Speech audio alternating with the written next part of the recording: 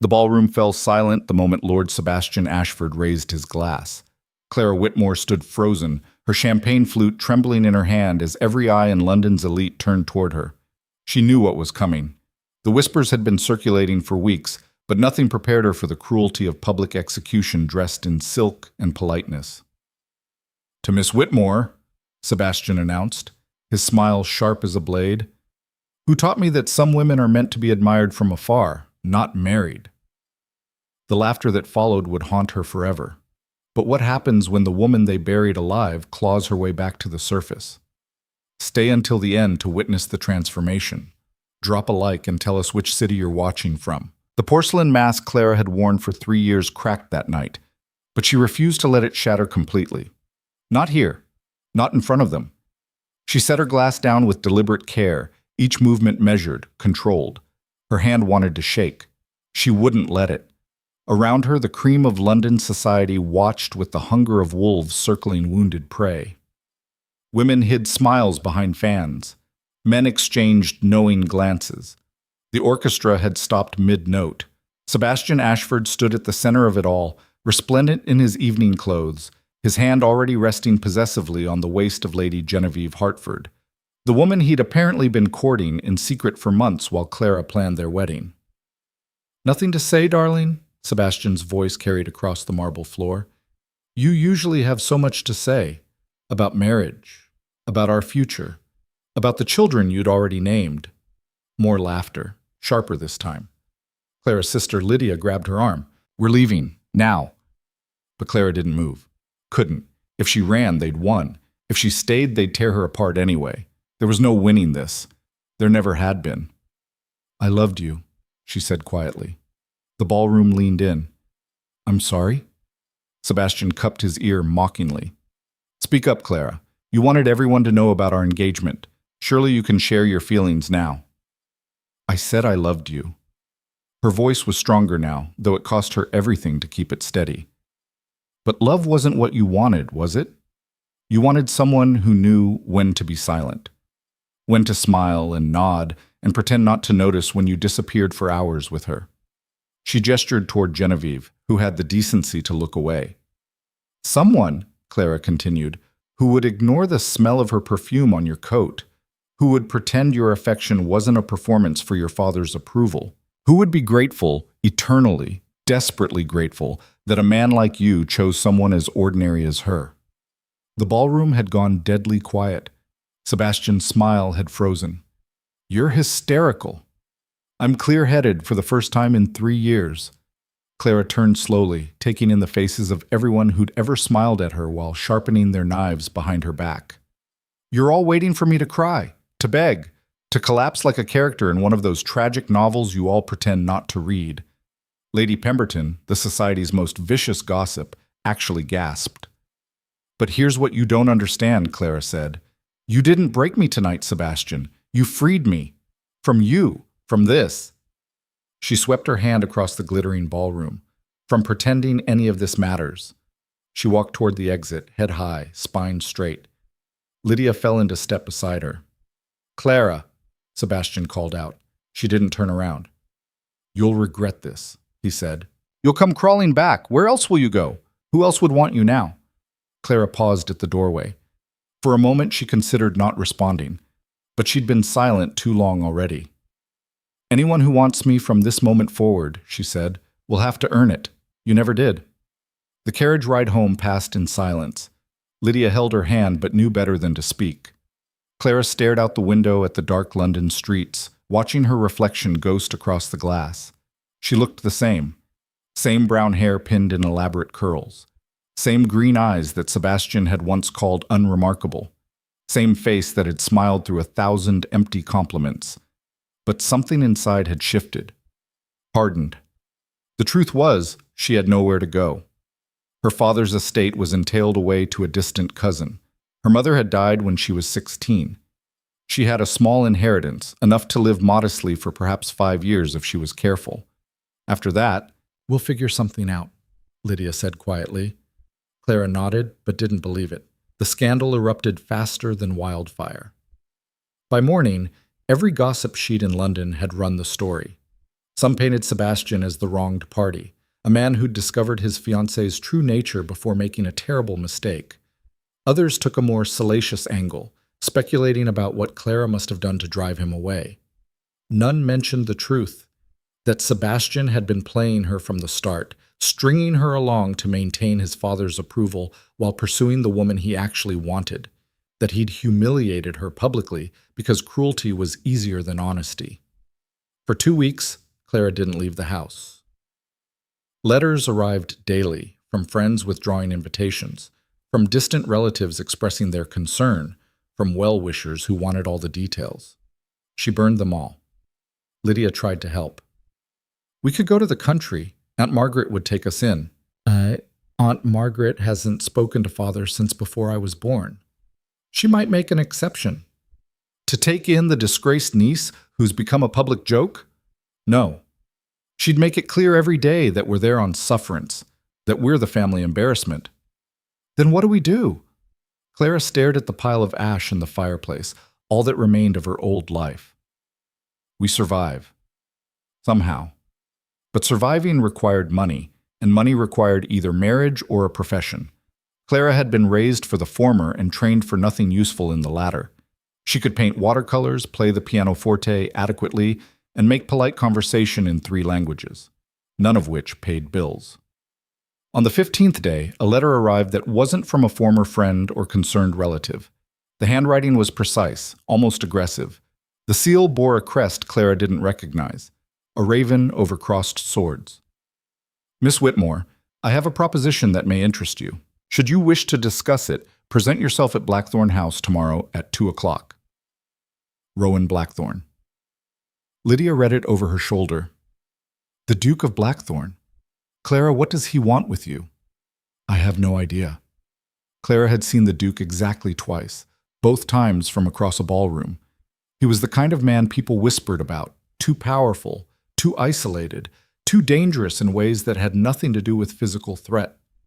"You can't seriously be considering—" "We're nearly out of money, Lydia. The landlord's been patient, but that won't last. We have perhaps 3 months before we're destitute." Clara folded the letter. "I'm going." "Then I'm coming with you." The next afternoon, they stood before Blackthorn House, a massive Georgian mansion that dominated an entire block in Mayfair. The butler who answered the door looked them up and down with barely concealed disdain. "Miss Clara Whitmore," Clara said. "The Duke is expecting me." She was led through hallways that felt more like a museum than a home. Dark wood paneling, portraits of severe-looking ancestors, not a single sign of comfort or warmth. The butler showed them into a study where Duke Rowan Blackthorn sat behind a desk that looked like it could double as a fortress. He stood when they entered, 6 feet of controlled power in perfectly tailored black. His hair was dark, his eyes darker. His face could have been carved from stone for all the expression it showed. "Miss Whitmore." His voice was deep, measured. "Your sister was not invited." "She stays, or I leave," Clara said. For a long moment, they stared at each other. Then Blackthorn gestured to the chairs across from his desk. "Sit." Clara remained standing. "What do you want?" "Direct?" "Good." He leaned against the desk. "I need a wife." Lydia made a strangled sound. Clara ignored her. "Why me?" Clara asked. "I'm the most scandalous woman in London right now." "Precisely." Blackthorn's expression didn't change. "I don't want a wife who'll have romantic delusions. I don't want someone who'll expect affection or companionship. I need someone intelligent enough to understand the arrangement and desperate enough to accept it." The bluntness should have been insulting. Instead, it was almost refreshing. "What arrangement?" Clara asked. "Marriage in name only. You get my title, my protection, my wealth. I get a duchess to run my household and represent me at social functions I can't avoid. No expectations beyond that. No pretense of affection. No children." "No children?" Lydia blurted out. "But the succession, I have cousins." Blackthorn's gaze never left Clara. "This is a business arrangement. If you're looking for romance or family, this isn't it." Clara studied him. Everything about Rowan Blackthorn radiated control, from his military precise posture to the way he'd positioned himself to dominate the room. This wasn't a man who did anything without calculation. Why not just hire staff? She asked. Why marriage? Because a wife has legal standing, social power, the ability to act on my behalf in ways servants cannot. He paused. And because certain business associates require evidence of stability, a wife provides that. So I'm a prop. You're a partner. In a very specific type of partnership. He straightened. I'm offering you security, Miss Whitmore. A position that no one can take from you, respect that comes with my name, and in return you manage my household, attend necessary social functions, and ask for nothing else. It was the coldest proposal Clara had ever heard. It was also the only offer she had. What happens if I say no? She asked. You leave. I find someone else. You continue dealing with your circumstances as best you can. And if I say yes? We marry within the month. You move into Blackthorn House. Your sister is welcome to stay as long as she wishes. You'll have your own apartments, your own accounts, your own life. Within the bounds of propriety. Lydia grabbed Clara's hand. This is insane. You can't seriously... Can I speak with my sister privately? Clara asked. Blackthorn nodded and left without another word. The moment the door closed, Lydia exploded. Have you lost your mind? He's offering you a prison. He's offering me survival. He's offering you a cage. No affection, no children, no real marriage, no lies, Clara interrupted. No pretense. No playing the fool while my husband parades his mistress around town. Sebastian promised me everything and gave me humiliation. The Duke is promising me nothing except security and honesty. But you'd be alone. I'm already alone, Lydia. At least this way I'm alone with money and power and a name that matters. Clara moved to the window, looking out at the manicured gardens. Sebastian destroyed my reputation. The Duke is offering to rebuild it. Not with love, not with romance, but with something more valuable, respect. You deserve more than this. I deserve what I can get. And right now this is the best offer I'm likely to receive. When Blackthorn returned, Clara had made her decision. I have conditions, she said. He raised an eyebrow. Of course you do. Lydia stays as long as she needs. No questions, no complaints. Agreed. I control my own finances. You set up accounts in my name, and what's mine stays mine. Reasonable. And if at any point this arrangement becomes untenable for either of us, we revisit the terms. I won't be trapped. Neither will I. Blackthorn extended his hand. Do we have an agreement? Clara looked at his hand, steady, scarred across the knuckles, completely devoid of the soft elegance Sebastian had cultivated. This was a man who'd worked for his power, not inherited it gracefully. She shook his hand. We have an agreement. The announcement appeared in the Times 3 days later. The Duke of Blackthorn is pleased to announce his engagement to Miss Clara Whitmore. The wedding will take place in a private ceremony at St. James's Church. London erupted. The gossip sheets couldn't decide whether Clara had ensnared the Duke through manipulation or if Blackthorn was simply eccentric enough not to care about scandal. The Ton buzzed with speculation. Women who'd cut Clara weeks earlier suddenly sent congratulatory notes, their handwriting dripping with false warmth. Sebastian sent a letter. Clara burned it without reading it. The wedding preparations took 2 weeks. Clara chose a simple ivory dress, nothing like the elaborate gown she'd planned for Sebastian. No flowers, no attendance beyond Lydia. Just a contract, a priest, and 2 people making a calculated decision. The night before the wedding, Lydia came to Clara's room. Last chance to change your mind, she said. Clara was packing the few belongings she'd be bringing to Blackthorn House. I haven't changed it yet. I won't now. Do you even like him? Doesn't enter into it. Clara folded a shawl. He's cold, controlling, and completely self-interested. But he's also honest about what he wants. That's more than I can say for most men I've known. That's not enough for a lifetime. Maybe not. Clara closed the trunk. But it's enough for now. The ceremony was exactly as impersonal as Blackthorn had promised. He arrived in black, she in ivory. The priest read the vows. They repeated the words. Blackthorn's voice never wavered. Clara's hands didn't shake. When the priest said, "You may kiss the bride," Blackthorn leaned in and pressed a brief, cold kiss to Clara's cheek. And just like that, Clara Whitmore ceased to exist. She was the Duchess of Blackthorn now. The wedding breakfast was small, just Lydia, the Duke's solicitor, and 2 witnesses Clara didn't know. No champagne toasts, no speeches. Blackthorn cut the cake with the same precision he probably used to sign business contracts.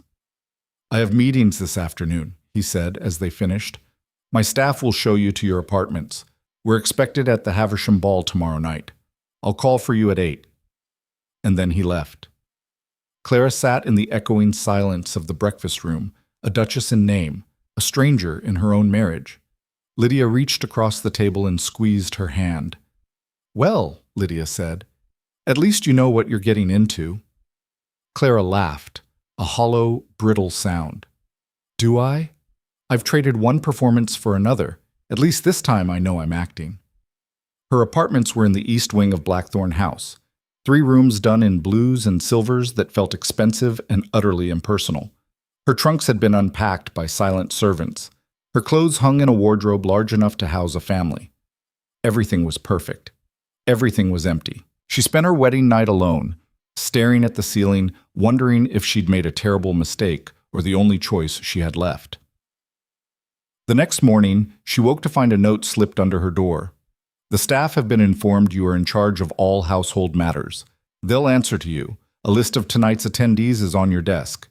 We leave at 8. R.B." Clara dressed carefully for the Havisham Ball. Not the ivory innocence Sebastian had preferred, not the demure pastels society expected. She chose deep emerald green, the color of ambition, of poison, of power reclaimed. When Blackthorn saw her, his expression flickered with something that might have been approval or surprise. With him, it was impossible to tell. "You look like a duchess," he said. "I am a duchess." "Then let's remind London of that fact." The Havisham ballroom fell silent when they were announced. Every conversation stopped mid-sentence. Every eye turned toward the doors where Clara stood beside her new husband. And there, near the champagne fountain, Sebastian Ashford stared at her with an expression Clara couldn't quite read. The game had changed. The hunted had become something else entirely. Now the real test would begin. The silence in the Havisham ballroom stretched like a wire pulled too tight. Clara felt it vibrating through her bones as she stood beside Rowan, his hand barely touching the small of her back.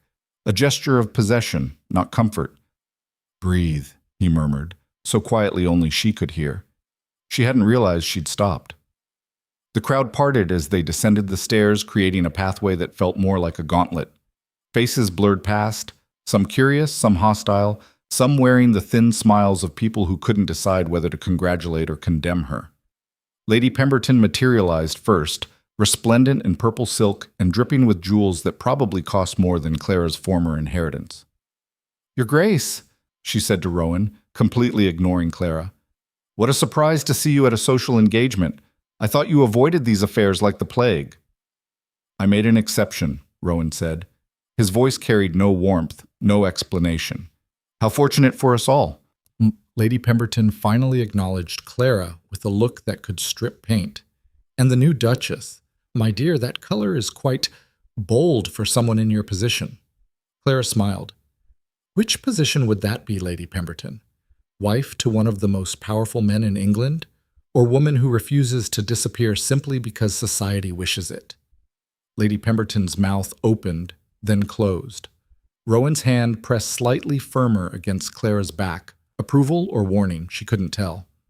"If you'll excuse us," Rowan said, already moving them forward. They made their way through the ballroom like ice cutting through water. People stepped aside. Conversations died and resurrected in their wake.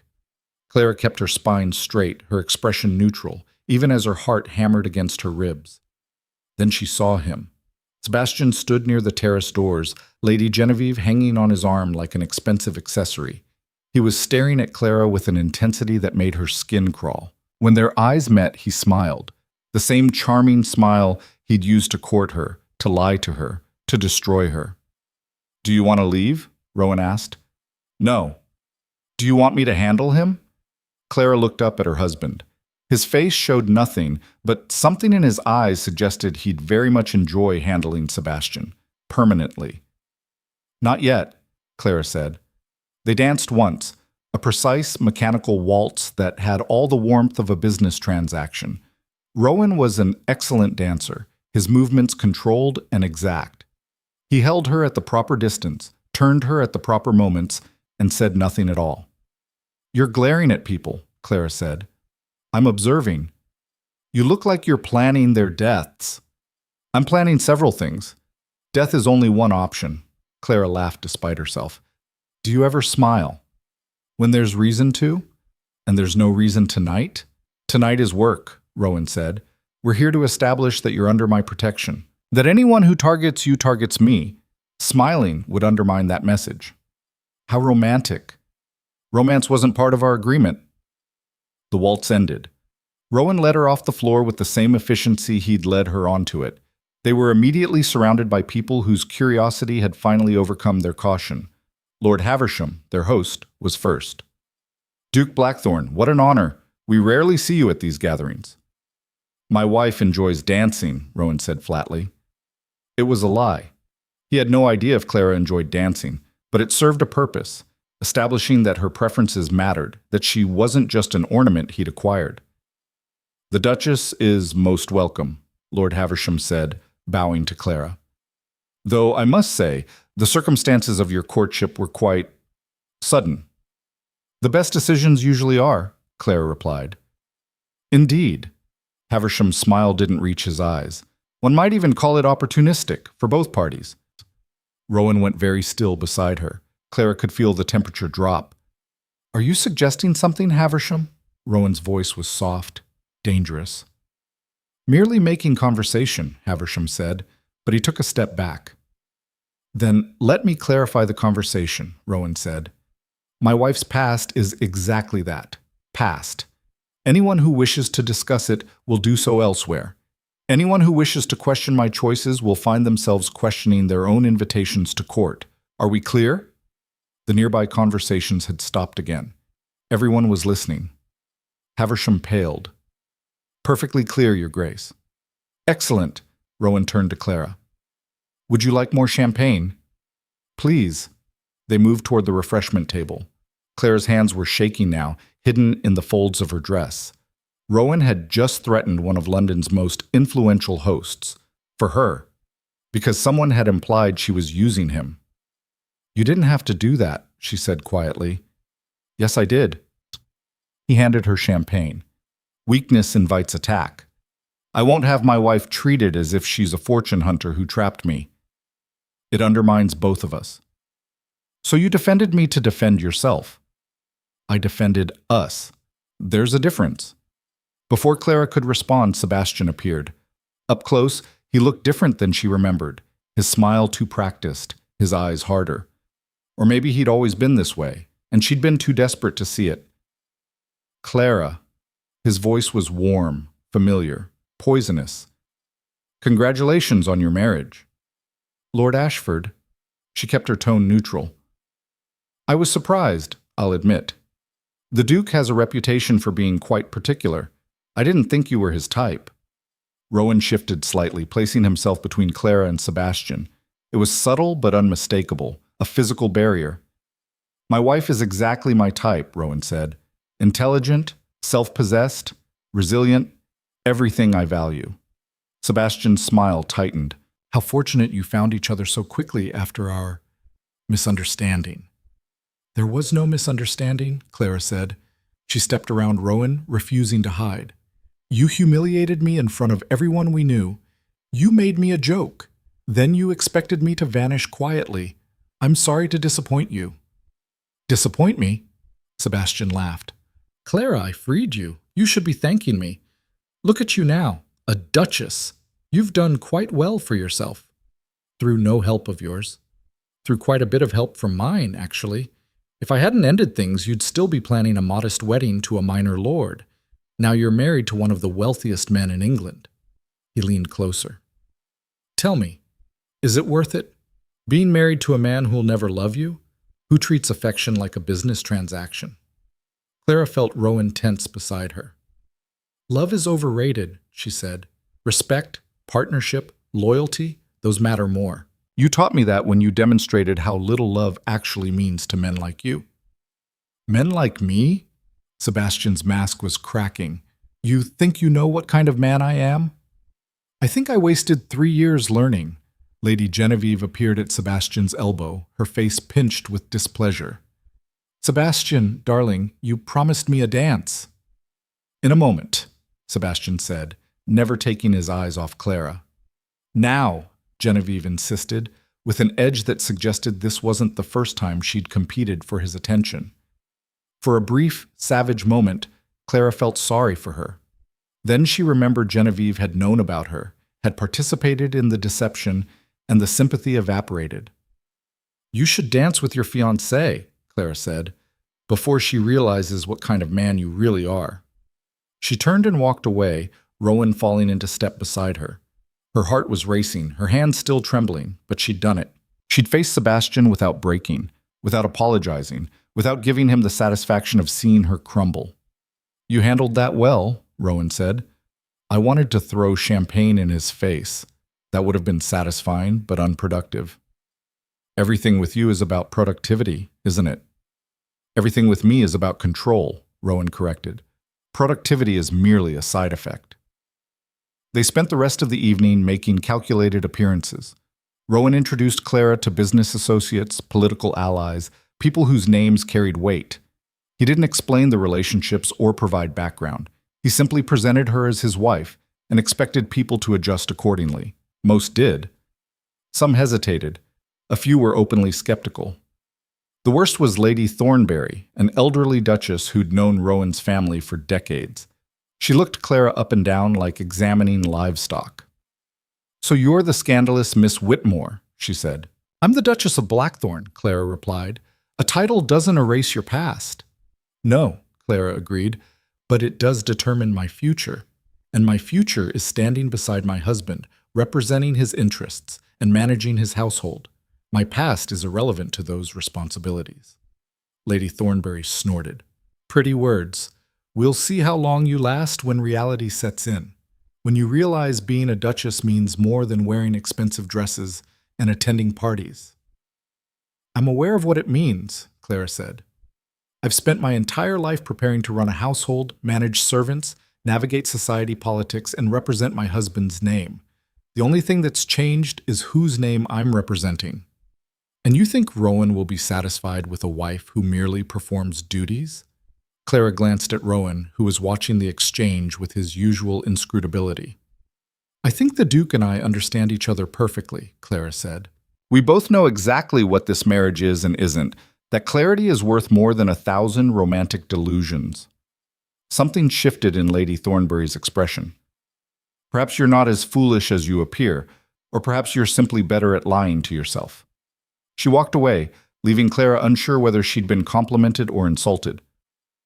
The carriage ride home was silent. Rowan stared out one window, Clara out the other.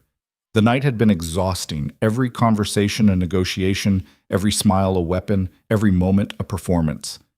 You did well tonight, Rowan said finally. I survived. In this world, survival is success. Clara turned to look at him. Is that how you measure your life? By what you survive? I measure my life by what I control. Survival is prerequisite. Control is the goal. And do you feel in control? Always. Liar. Rowan's head turned sharply. Excuse me? No one is always in control, Clara said. Not even you. You might project it, might even believe it sometimes.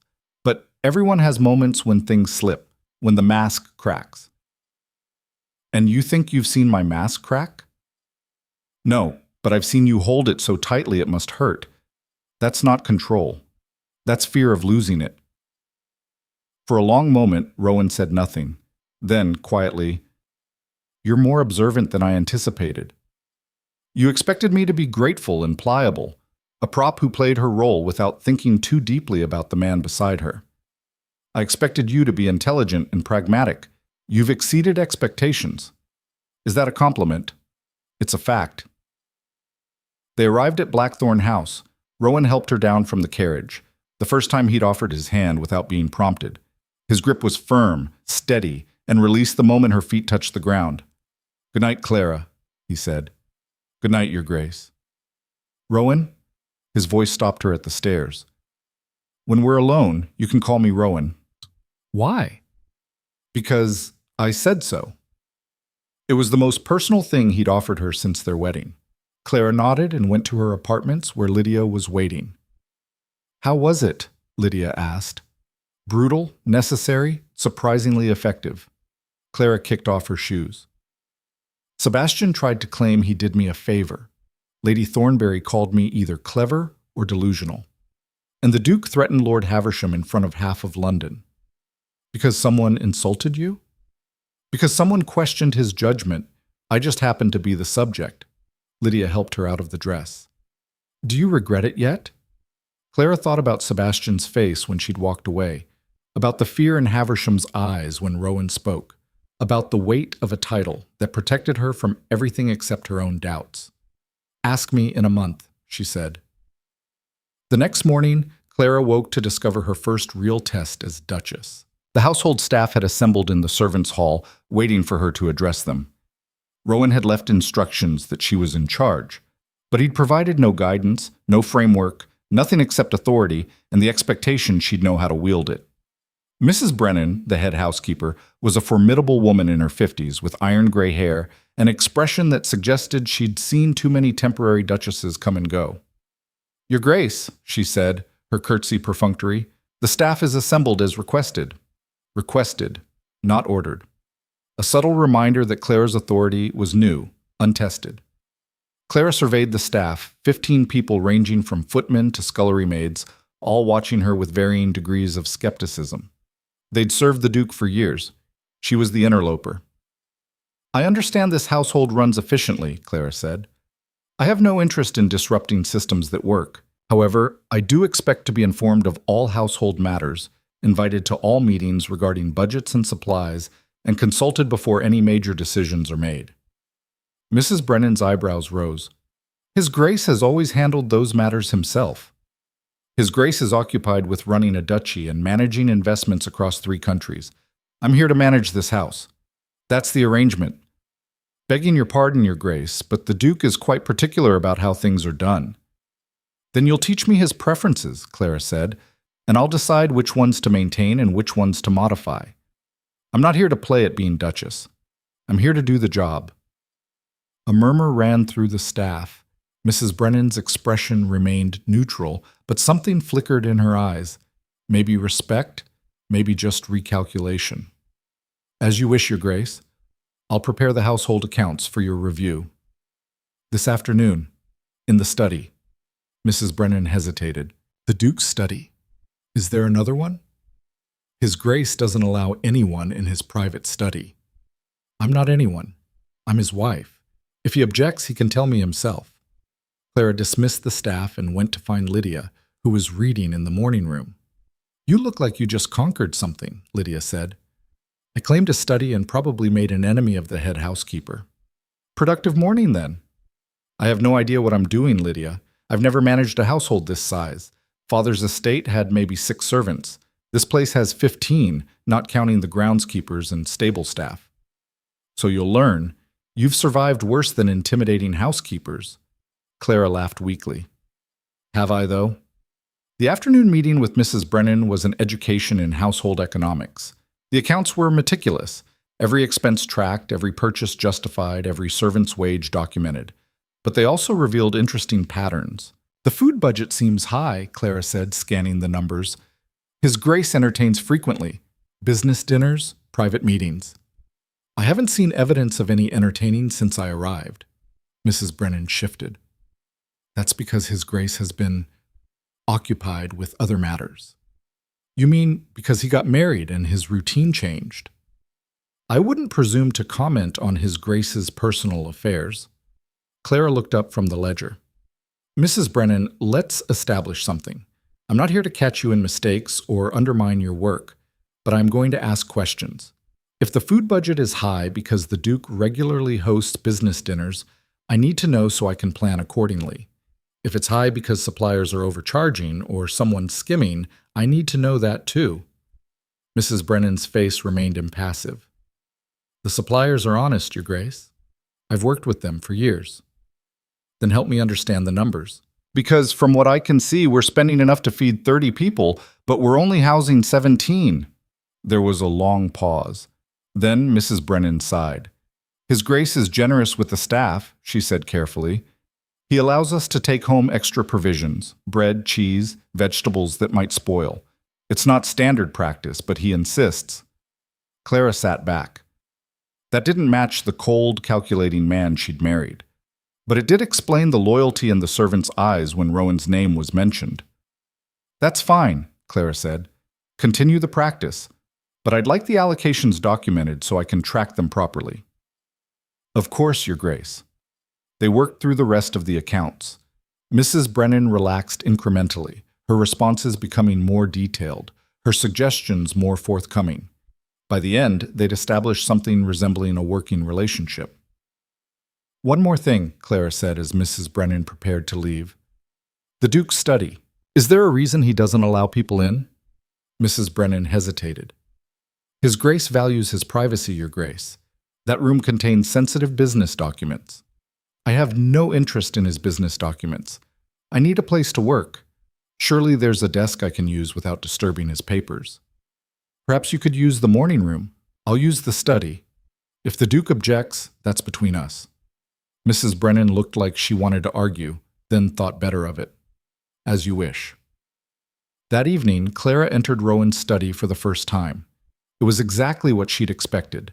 Dark wood, leather chairs, floor-to-ceiling bookshelves, and a massive desk that dominated the room. Maps covered one wall. Another displayed what looked like financial charts. She'd just settled into the chair behind the desk when the door opened. Rowan stood in the doorway, still in his riding clothes, looking at her with an expression she couldn't read. I was told you've claimed my study, he said. I borrowed your desk. There's a difference. This is my private workspace. You have 3 other offices in this house. I have none. I need somewhere to review household accounts that isn't the morning room where Lydia and I take tea. Rowan stepped into the room. The servants are gossiping. They think you're either remarkably brave or remarkably foolish. Which do you think? I think you're testing boundaries. I think I'm establishing my position in this household. Clara stood, meeting his gaze.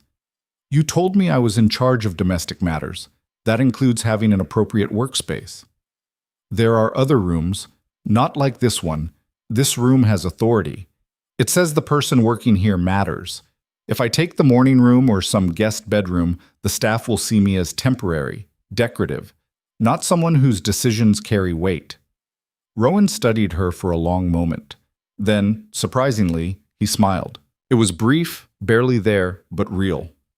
Use the desk on Tuesdays and Thursdays, he said. I work from the city office those days. The rest of the week, find somewhere else. That's acceptable.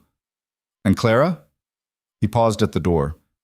Don't move my papers. Some of them are quite sensitive. I wouldn't dream of it. After he left, Clara sat back down, her heart racing. She'd won. A small victory, but a victory nonetheless. The following week brought new challenges. Invitations arrived daily, dinner parties, garden parties, charitable events, musicals. Clara had to decide which to accept, which to decline, and how to navigate the social battlefield without making enemies or appearing weak. Lady Pemberton's tea party was particularly treacherous. Clara knew it was a trap, an opportunity for London's most vicious gossips to examine the new Duchess up close, to probe for weaknesses, to determine whether she was worth destroying or recruiting. Rowan had offered to accompany her. Clara had declined. This was something she needed to face alone. The drawing room was full of women she'd once tried to befriend, who'd once smiled at her with varying degrees of sincerity. Now they watched her like predators circling prey. Duchess Blackthorne, Lady Pemberton said warmly. How wonderful you could join us. We were just discussing the upcoming charity auction for the Orphans' Hospital. A worthy cause, Clara said, accepting tea from a servant. Indeed, the Duchess of Ashford has traditionally led the committee, but given recent changes, we thought perhaps you might like to participate. The Duchess of Ashford was Sebastian's mother, a woman who'd once promised Clara would be welcome in the family, who'd turned ice cold the moment Sebastian had ended their engagement. I'd be happy to serve on the committee, Clara said. Oh, not just serve, Lady Pemberton said. We thought you might co-chair with Duchess Ashford, a show of unity, proof that past difficulties can be overcome in service of a greater good. There it was, the trap. Either refuse and appear petty, or accept and spend weeks working closely with the mother of the man who'd humiliated her. "I'll need to consult my calendar," Clara said carefully.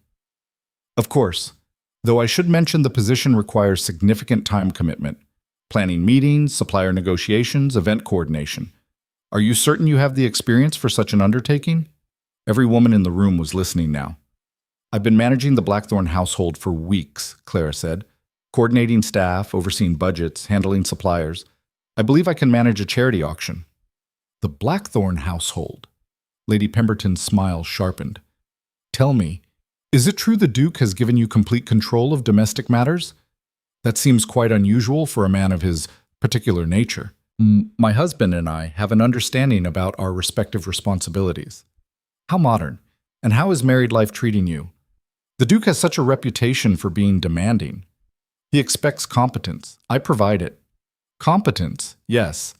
Lady Pemberton set down her teacup. "But surely there's more to marriage than competence. Affection, companionship, the hope of children?" The room went silent. This was the question they all wanted answered, whether Clara's marriage was real or simply a business arrangement that would eventually crumble. "My marriage is between myself and the Duke," Clara said. "I don't discuss private matters in public forums." "Of course not, though one does wonder about the timing, such a quick engagement after your previous disappointment." "Life rarely follows convenient timelines, Lady Pemberton. Opportunity arrives when it arrives. The wise seize it rather than mourning what's past." "And you seized quite an opportunity, didn't you?" Clara set down her teacup with deliberate precision. "Are you suggesting something?" "Merely observing that your circumstances changed quite dramatically in a very short time." "They did. I went from engaged to a charming liar to married to an honest man who values capability over sentiment. If you're asking whether I'm grateful for that change, the answer is yes. Absolutely." Several women gasped. Lady Pemberton's face flushed. "How dare you? Speak honestly about my situation?" Clara stood. "I thought we were being candid, Lady Pemberton. Wasn't that the point of this gathering? To examine me, to determine whether I'm worthy of the title I now hold, to see if I'll break under pressure?" "You're being ridiculous." "Am I? Because it seems to me this entire tea party was designed to do exactly that, to make me squirm, to force me to justify my marriage, to remind me that I'm still the scandalous Miss Whitmore, despite the new name." The room was deadly quiet. "But here's what you need to understand," Clara continued. "I'm not Miss Whitmore anymore. I'm the Duchess of Blackthorn. My husband is one of the most powerful men in England, and he chose me, not despite my past, but because of what I survived, because I'm strong enough to stand beside him in a world that devours the weak." She moved toward the door, then paused. "Thank you for the tea, Lady Pemberton. I'll let you know about the committee position, though I suspect the Duchess of Ashford would prefer not to work with me. Save us both the discomfort and find someone else." Clara left before anyone could respond. Her hands were shaking, her heart pounding, but she'd done it. She'd walked into the lion's den and walked out again without being devoured. The carriage was waiting. She climbed in and sat in the silence, trying to process what had just happened. She'd either earned respect or made powerful enemies. Maybe both. When she arrived home, Rowan was in the study. She knocked on the door. It was Wednesday, his day. "Come in." He was reviewing documents, his desk covered in papers. He looked up when she entered, his expression shifting when he saw her face. "What happened?" "I either destroyed my social standing or established it. I'm not sure which." "Explain." Claire recounted the tea party, the trap Lady Pemberton had laid, her response. Rowan listened without interrupting, his face impossible to read. When she finished, he leaned back in his chair. "You defended yourself publicly? You claimed your position. You challenged their authority to question you. I might have made everything worse. Or you might have made it clear that you're not someone to be trifled with." He paused. "Lady Pemberton thrives on intimidating people. You refuse to be intimidated. That was the correct response. You're not angry? Why would I be angry? Because I potentially complicated your social relationships. Clara." He stood and moved around the desk. I married you because you're strong enough to stand on your own. If I wanted a wife who cowered and apologized, I would have chosen differently. You did exactly what you should have done." She stared at him. This was the most he'd said to her since their wedding, the most emotion she'd seen from him. "Thank you," she said quietly. "Don't thank me. You earned this position. You're proving you can hold it. That's all I require." He returned to his desk, the conversation clearly over. But something had shifted. Some invisible barrier had thinned. Clara left the study and went to find Lydia, who took one look at her face and poured them both wine. "Tell me everything," Lydia said. Clara did. When she finished, Lydia was grinning. "You've become terrifying," Lydia said. "I'm impressed and slightly afraid of you. I'm afraid of me too, but I can't show it. The moment they see weakness, they'll destroy me. Then don't show weakness. Become the Duchess they can't destroy." That night, Clara lay awake thinking about what Lydia had said. Become the Duchess they can't destroy. Not pretend to be. Not act like. Become. She'd spent her entire life performing versions of herself for other people. The dutiful daughter. The perfect fiancé. The scandal to be whispered about. Now she had to become something else entirely. Someone who didn't just survive high society, but dominated it. The question was whether she was strong enough to do that without losing whatever was left of herself in the process. 3 days later, the invitation arrived. Not from Lady Pemberton or any of the gossiping matrons. From the Queen herself. A request for the Duke and Duchess of Blackthorn to attend a private dinner at the palace. Clara stared at the cream-colored card, her hands trembling. "What does this mean?" she asked Rowan. He read the invitation, his expression unreadable.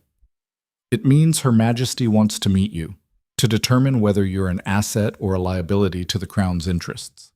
And if she decides I'm a liability, then we have a problem." He looked at her directly. "This isn't like Lady Pemberton's tea party, Clara. This is the Queen.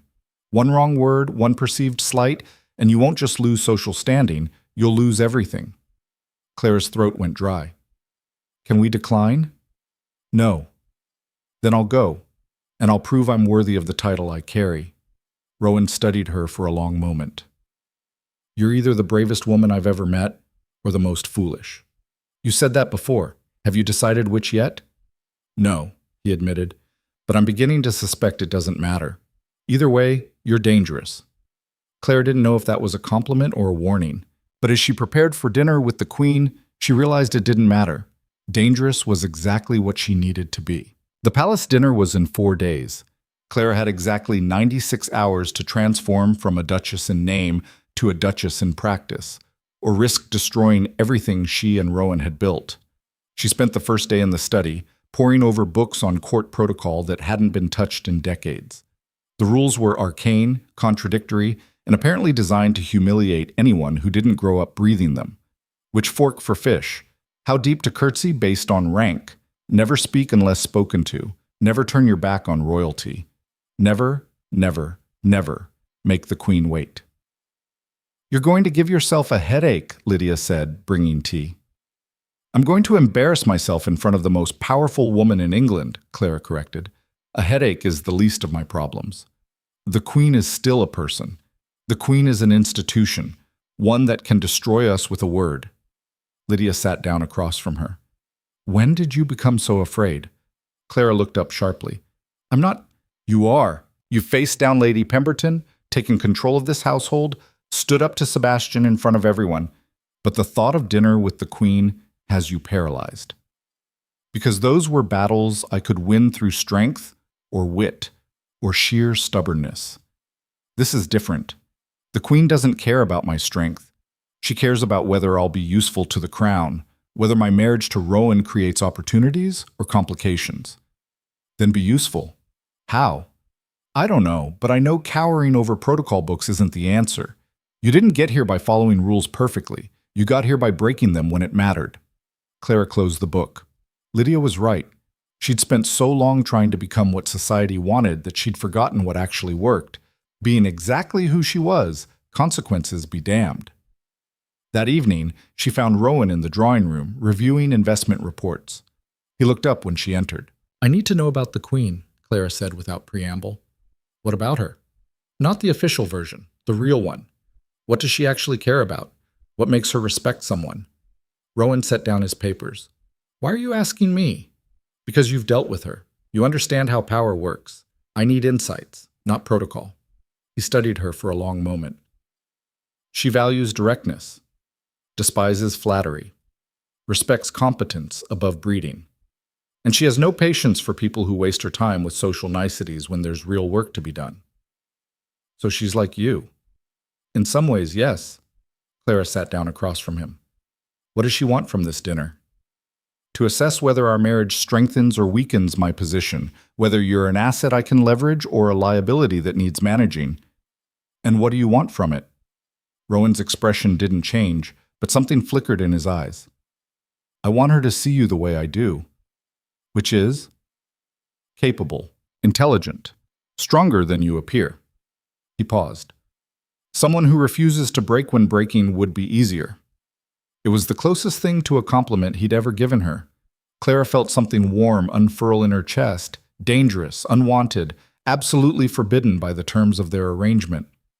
Thank you, she said quietly. Don't thank me yet. If this dinner goes badly, we both suffer the consequences. The next 2 days passed in a blur of preparation.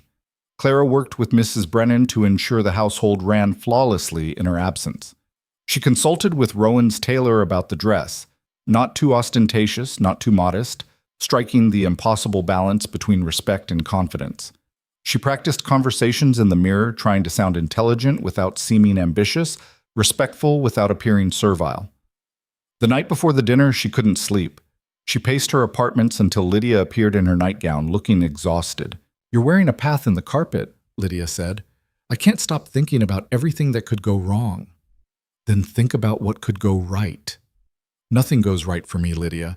Things just go less catastrophically wrong. Lydia grabbed her shoulders. Listen to me. You survived Sebastian's public humiliation. You married one of the most powerful men in England. You've taken control of a household that should have eaten you alive. You've faced down society's worst gossips and come out stronger. You can survive one dinner. What if I can't? Then you'll fail spectacularly, and we'll figure out what comes next. But you won't fail, because you never do. Not really. You just keep fighting until there's nothing left to fight against. Clara hugged her sister tightly. When did you become so wise? When I started watching you refuse to stay down. The palace was exactly as imposing as Clara had imagined. All marble columns and gilded ceilings and servants who moved like ghosts through corridors designed to remind visitors of their insignificance. Rowan guided her through the maze with the confidence of someone who'd walked these halls dozens of times. Remember, he murmured as they approached the private dining room. Don't volunteer information. Answer what's asked, nothing more.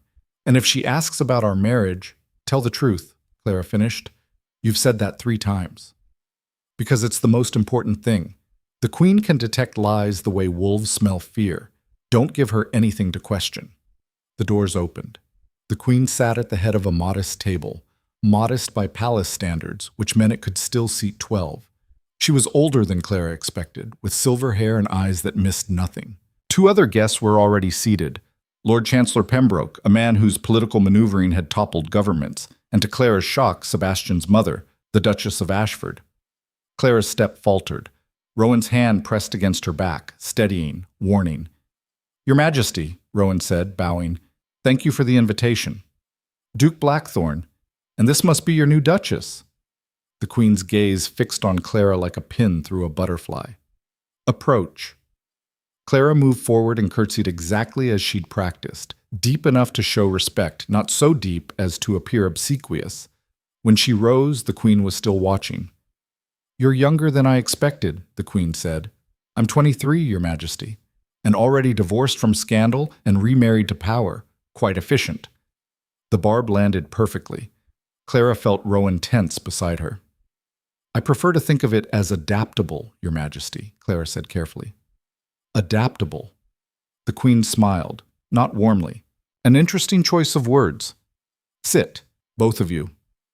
Dinner was a carefully choreographed torture. Each course brought new conversational landmines.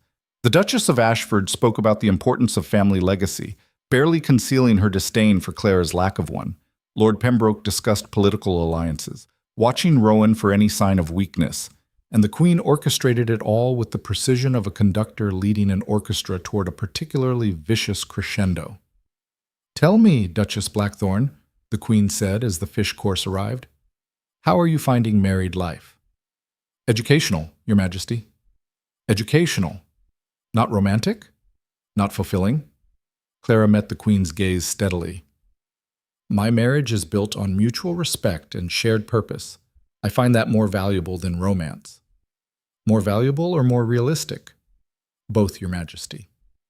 The Duchess of Ashford made a small sound of disapproval. "Such a pragmatic view of marriage? One wonders if that's wisdom or simply cynicism born from disappointment." "One doesn't wonder at all, Duchess," Clara said. "I've learned that romance without respect is worthless. The Duke offers respect. That's worth more than 1,000 empty promises." "You speak of empty promises," the Duchess of Ashford continued, her voice sharp. "My son made you promises. He had the decency to recognize his mistake before humiliating me in public," Clara interrupted. She felt Rowan's warning look, but ignored it. "Your son didn't recognize a mistake, Duchess.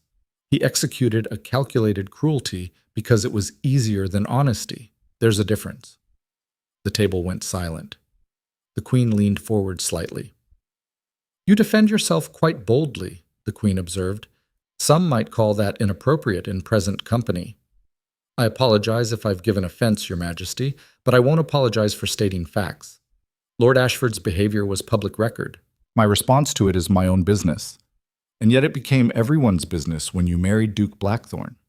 The Queen set down her fork. "Your union has implications, political ones. The Duke controls significant financial interests. You bring scandal and uncertainty. Together you present a complication I'm still assessing." "I'm not a complication, Your Majesty. I'm an asset." Rowan actually flinched. Lord Pembroke's eyebrows rose. The Duchess of Ashford looked like she'd swallowed glass. "An asset," the Queen repeated. "Explain." Clara's heart was racing, but she kept her voice steady. "The Duke needed a wife who understood that marriage is a partnership, not a romantic fantasy. Someone who could manage his household, represent his interests, and navigate society without being destroyed by it. I've proven I can do all three. That makes me useful. Useful is better than decorative. And you think usefulness matters to me? I think Your Majesty didn't invite us to dinner to admire my dress or hear platitudes about wedded bliss. You invited us because you're determining whether our marriage strengthens or weakens the Duke's ability to serve the crown. I'm telling you it strengthens it, because I'm not a liability he has to protect. I'm a partner who can stand beside him." The silence stretched so long Clara thought she might shatter from the tension. Then the Queen laughed. Actually laughed. "You have spine, girl, I'll give you that." She looked at Rowan. "Is she always this direct?" "When it matters, Your Majesty." "Good. I'm tired of people telling me what they think I want to hear." The Queen returned her attention to Clara. "You're right that this dinner wasn't about pleasantries. I needed to see whether you'd crumble under pressure, whether you'd apologize for existing or defend your position. You've done the latter, somewhat rashly, but effectively." Clara didn't know if that was approval or warning. The rest of dinner passed in slightly less hostile territory. The conversation shifted to politics, trade agreements, continental affairs. Clara mostly listened, contributing only when directly addressed. But she noticed the Queen watching her, assessing every response, every gesture, every moment of silence. As dessert arrived, the Queen dropped her next bomb. "Duke Blackthorne, I understand you're negotiating with the French consortium regarding the railway expansion." "I am, Your Majesty." "And I understand there are complications.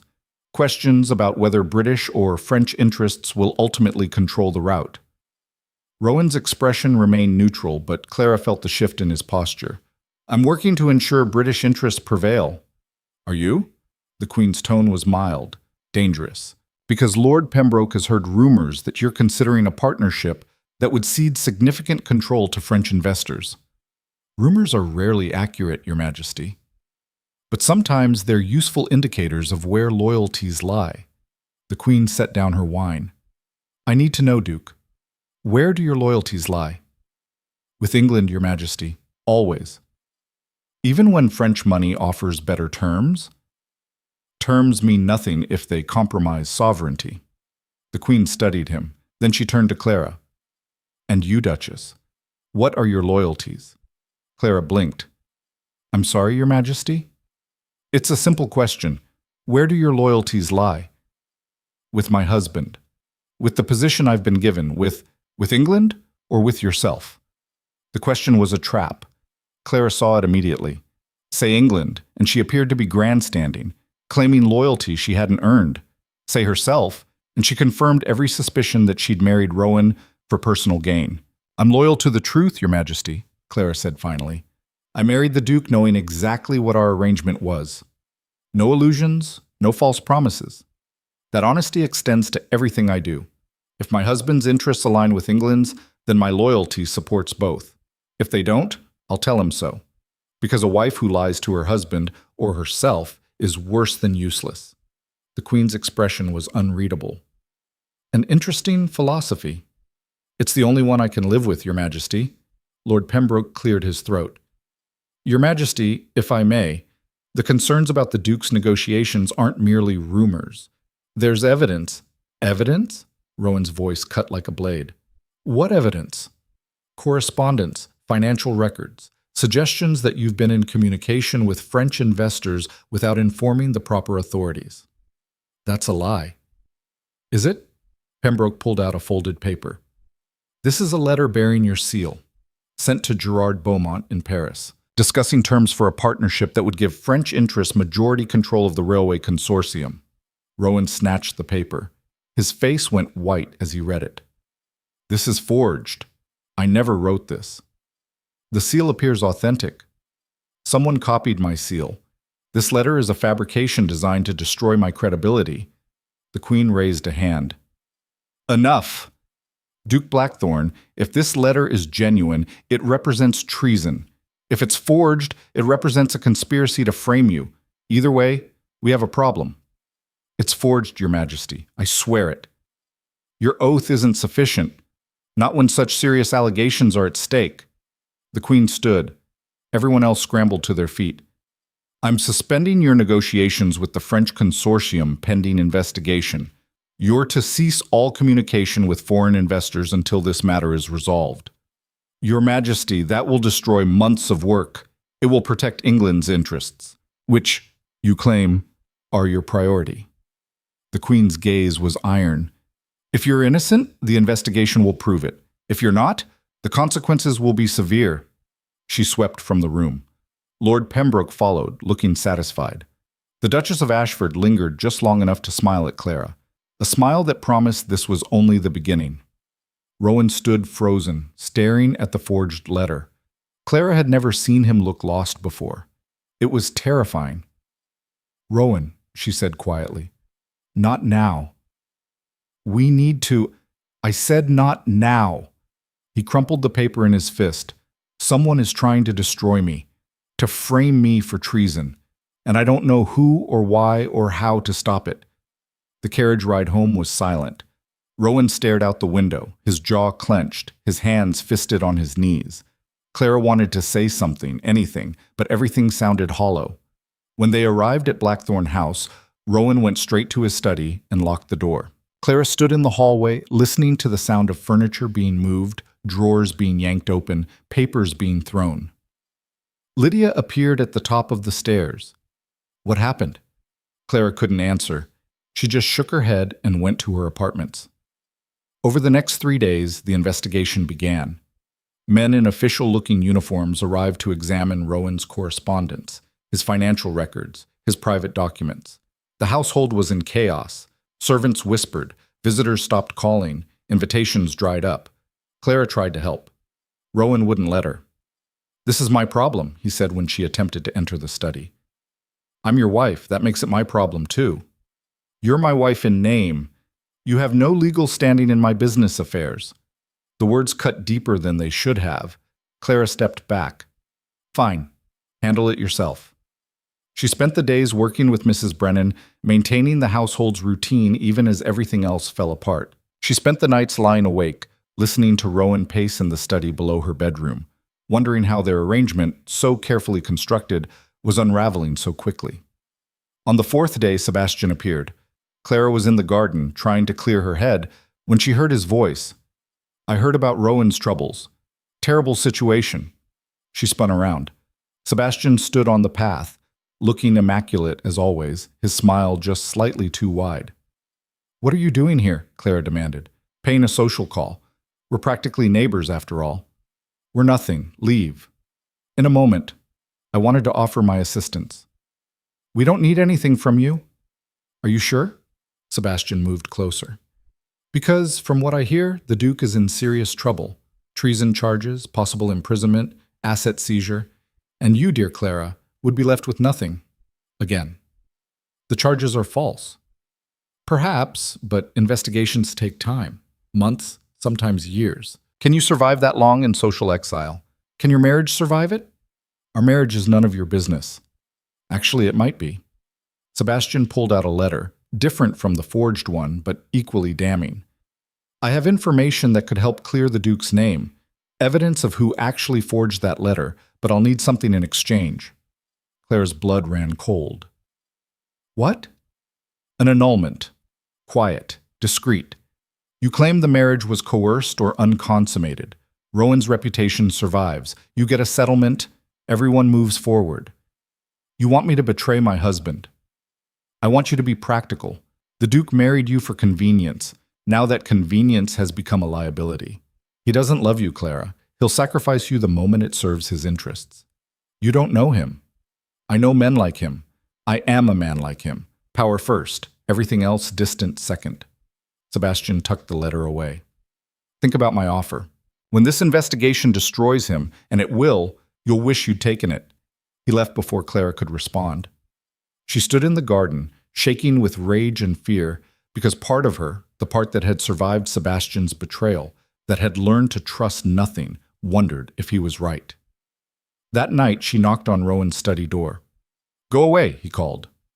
"No." Silence. Then the lock clicked. Rowan opened the door. He looked terrible, disheveled, exhausted, hollow-eyed. "What do you want?" he asked.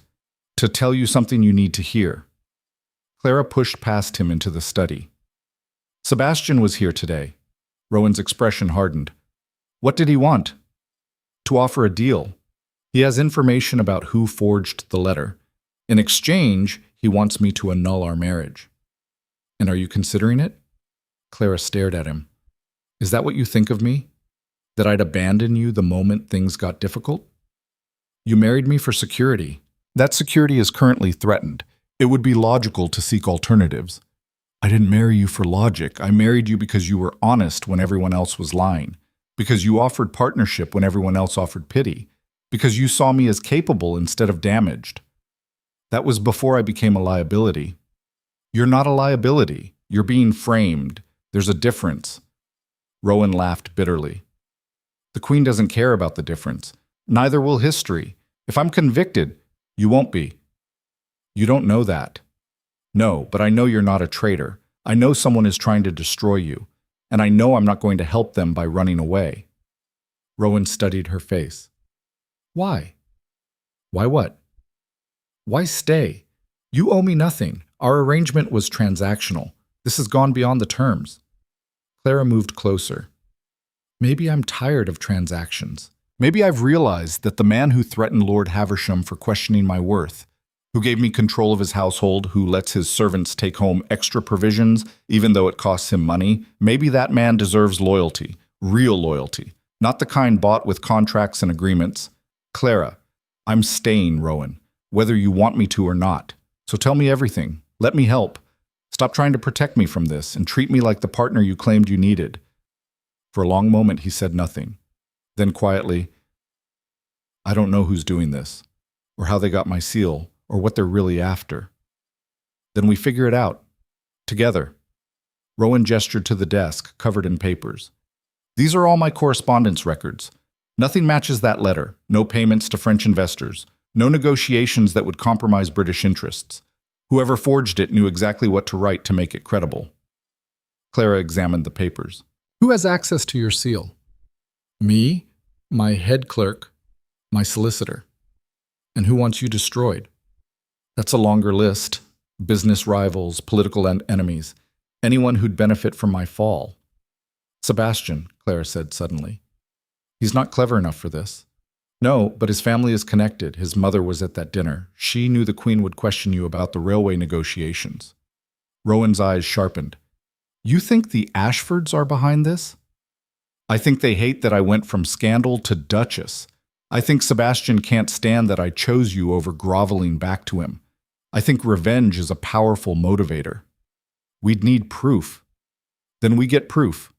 Clara picked up the forged letter. This seal. Can your clerk identify whether it's authentic or copied? He's being questioned by investigators. I can't reach him. What about your solicitor? Same problem. Clara thought for a moment. What about Sebastian's solicitor? The one who handled his correspondence when he was courting me. He might recognize the paper, the ink, something that links this back to them. And how do you propose we access Sebastian's private legal correspondence? Clara smiled grimly. I still have letters from when we were engaged. Love letters, supposedly, full of promises he never meant to keep. I kept them. Insurance, I thought, though I never imagined using them. But if we can match the handwriting, the paper, anything, it's circumstantial at best. It's more than we have now. Rowan studied her, then he nodded. Get the letters. I'll find a handwriting expert who isn't compromised by the investigation. They worked through the night. Clara retrieved the letters from where she'd hidden them, tucked in the back of her wardrobe, tied with ribbon she'd once thought romantic, and now recognized as evidence. Rowan examined them with the same intensity he applied to business contracts. The paper is expensive, he noted. Custom watermark. Only a few stationers in London carry this type.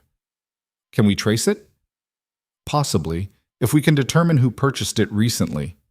Morning came. They were still working, papers spread across every surface, when Mrs. Brennan knocked timidly. Your Grace? Lord Chancellor Pembroke is here. He says it's urgent. Rowan and Clara exchanged glances. Nothing good came from urgent visits from the Lord Chancellor. Pembroke entered looking grave. Duke Blackthorne. I'm afraid I have difficult news. The investigation has uncovered additional correspondence. More letters suggesting deeper involvement with French interests. The evidence is compelling. The evidence is fabricated, Rowan said coldly. Nevertheless, the Queen has ordered your arrest pending formal charges of treason. Clara felt the floor tilt. You can't. I can and must. Pembroke gestured, and 2 guards entered. Duke Blackthorne, you're to come with us immediately. Rowan stood slowly. His face showed nothing, but Clara saw his hands trembling slightly before he clenched them into fists. How long do I have? He asked. None? The order is immediate? Then I need to speak with my wife, privately. 5 minutes. Pembroke hesitated, then nodded. 5 minutes. The guards will wait outside. When they were alone, Rowan turned to Clara. You need to distance yourself from this, publicly. Claim the marriage was coerced. Seek an annulment. Protect yourself before this destroys you too. No.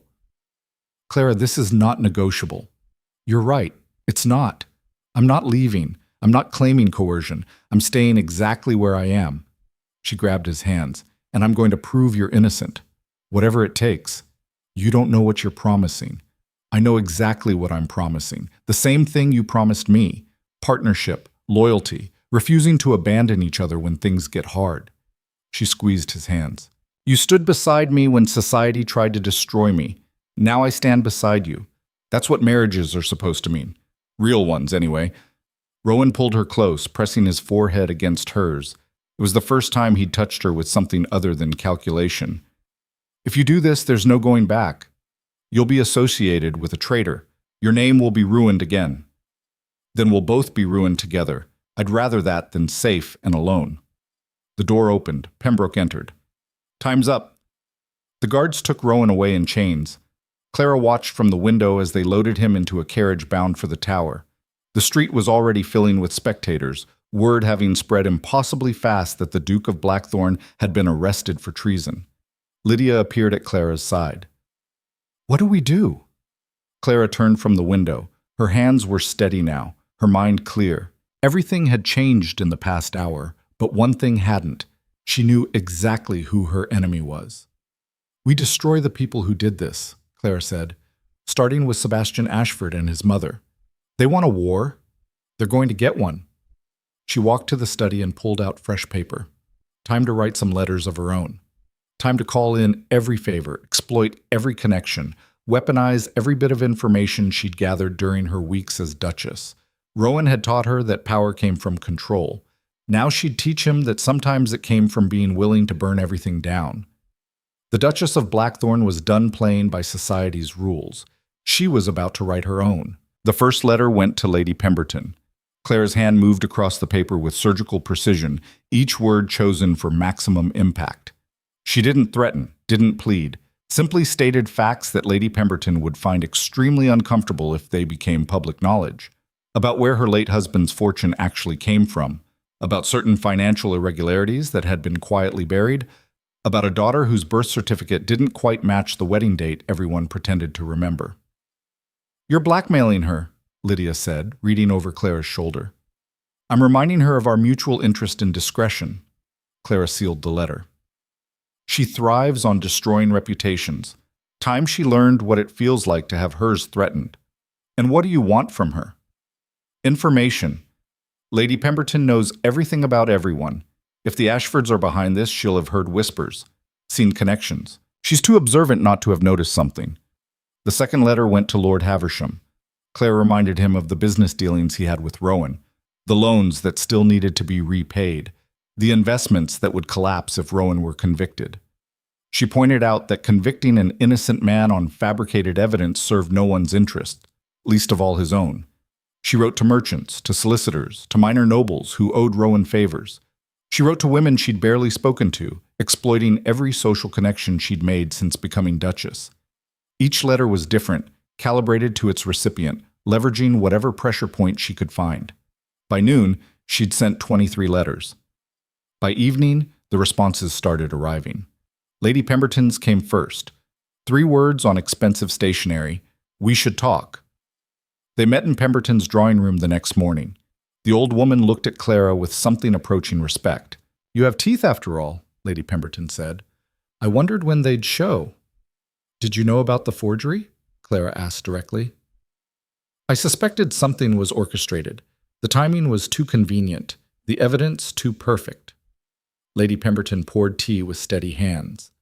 "The Duchess of Ashford has been unusually smug lately, her son as well." "Do you have proof they're involved?" "Nothing that would hold up in court. But I have eyes and ears.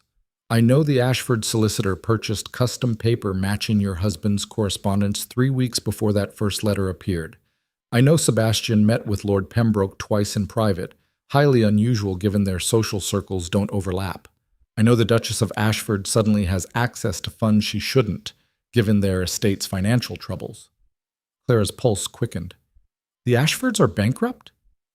"Quietly, yes. Lord Ashford made terrible investments before he died. Sebastian has been scrambling to maintain appearances while the estate crumbles. Marrying Lady Genevieve was supposed to solve it. Her dowry would have covered the debts. But her father's delayed the wedding, getting suspicious about where his money's actually going. So Sebastian needs money, and destroying Rowan's railway consortium would open opportunities for competing interests. Interests that might pay handsomely for inside information about Rowan's negotiations." Lady Pemberton smiled coldly. "The Ashfords aren't just framing your husband for revenge, dear. They're selling him out for profit." Clara stood. "Thank you for this information." "Before you go," Lady Pemberton's voice stopped her. "That letter you sent me, those things you implied about my family, all true, I assume?" "Entirely true. Which is why I'm going to give you one more piece of information free of charge. Lord Pembroke's nephew works for the Tower. He's sympathetic to your husband's situation and willing to pass messages, discreetly. Why would he help us? Because Pembroke is ambitious and ruthless, and his nephew despises him. Enemy of my enemy, and all that." Lady Pemberton scribbled an address. "Go there tonight. Bring whatever evidence you've gathered. The nephew will ensure it reaches your husband." Clara took the address. "I misjudged you." "No, you didn't. I'm exactly as terrible as you think. But I'm also practical. Your husband controls half the financial interests in London. The Ashfords control nothing except fading prestige and mounting debt. I know which side of this war will win." That evening, Clara went to the address Lady Pemberton had provided, a modest house in an unfashionable district. The man who answered was young, nervous, and clearly torn between helping and self-preservation. "You're risking your position doing this," Clara said.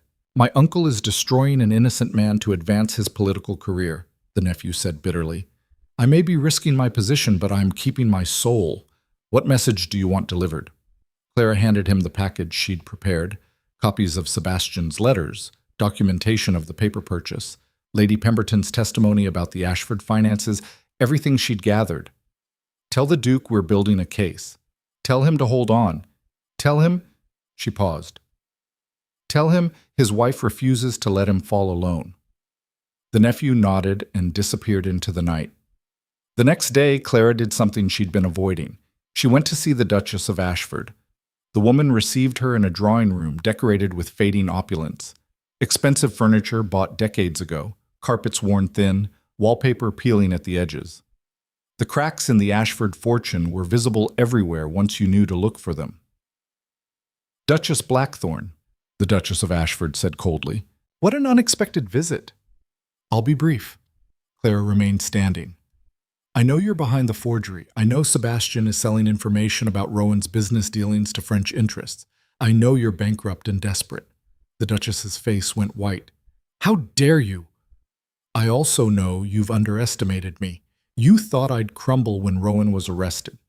Run away. Seek an annulment. Instead, I've spent the past week gathering evidence, paper trails, financial records, witness testimony, enough to prove your involvement in framing an innocent man for treason. You have no proof. I have plenty. And I'm giving you one chance to make this right." Clara pulled out a document. "Sign this confession. Admit your role in the forgery. Testify that Sebastian and Lord Pembroke conspired to frame the Duke. Do this, and I'll ensure the financial ruin that confession brings is merely embarrassing rather than catastrophic. And if I refuse, then I release everything to the press, every sordid detail about your debts, your desperation, your willingness to commit treason for money. You won't just be ruined, you'll be imprisoned. Sebastian, too. Is your pride worth that?" The Duchess of Ashford stared at the confession. Her hands shook as she reached for it. "You've become ruthless." "No, I've become practical. Your son taught me that sometimes survival requires sacrificing principles. Thank you for the lesson." The Duchess signed. Her signature was barely legible, her hand trembling so badly the ink blotted.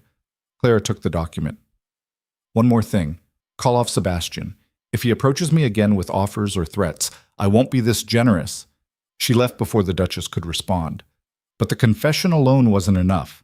Clara needed to present it in a way that forced the Queen to act.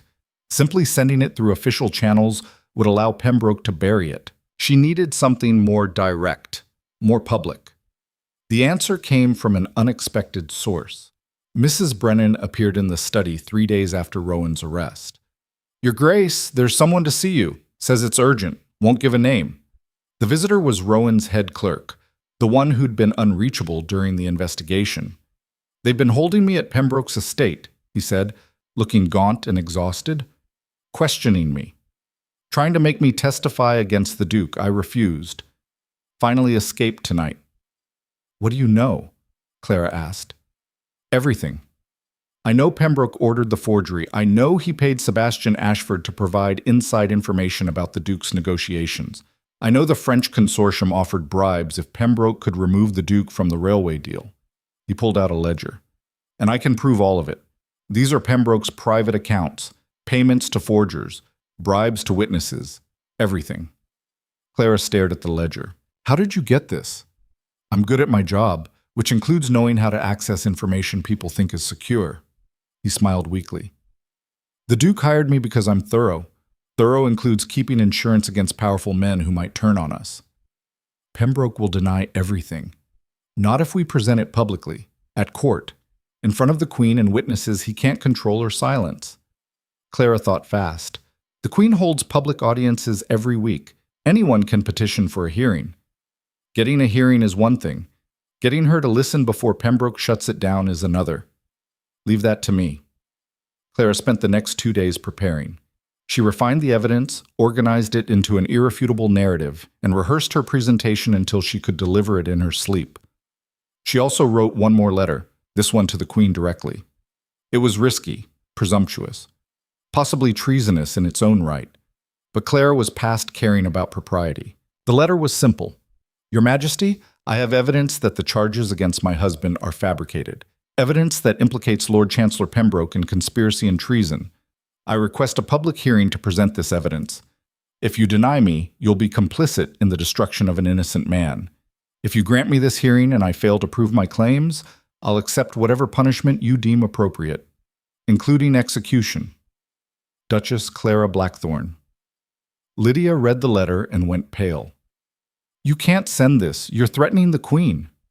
I'm forcing her hand. She values directness, remember? This is as direct as it gets. It's also potentially suicidal. Then I'll die, proving Rowan's innocence. Better than living knowing I could have saved him and chose comfort instead. She sent the letter. The response came within hours. A royal summons. Public hearing.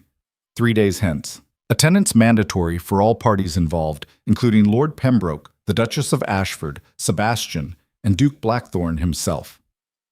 She's calling our bluff, Lydia said. No, Clara corrected. She's giving us exactly what we asked for. Now we have to deliver. The public hearing was held in the main court chamber, a vast room designed to intimidate. Every seat was filled. London's elite had turned out in force, eager to witness either Clara's vindication or her complete destruction. Rowan was brought in wearing chains. He looked thinner, harder, but his eyes found Clara's immediately. She saw the question in them. What have you done? She answered with her own look. What I had to. The Queen entered. Everyone stood. The chamber fell silent. We are here, the Queen announced, because Duchess Blackthorne has made serious allegations regarding the charges against her husband.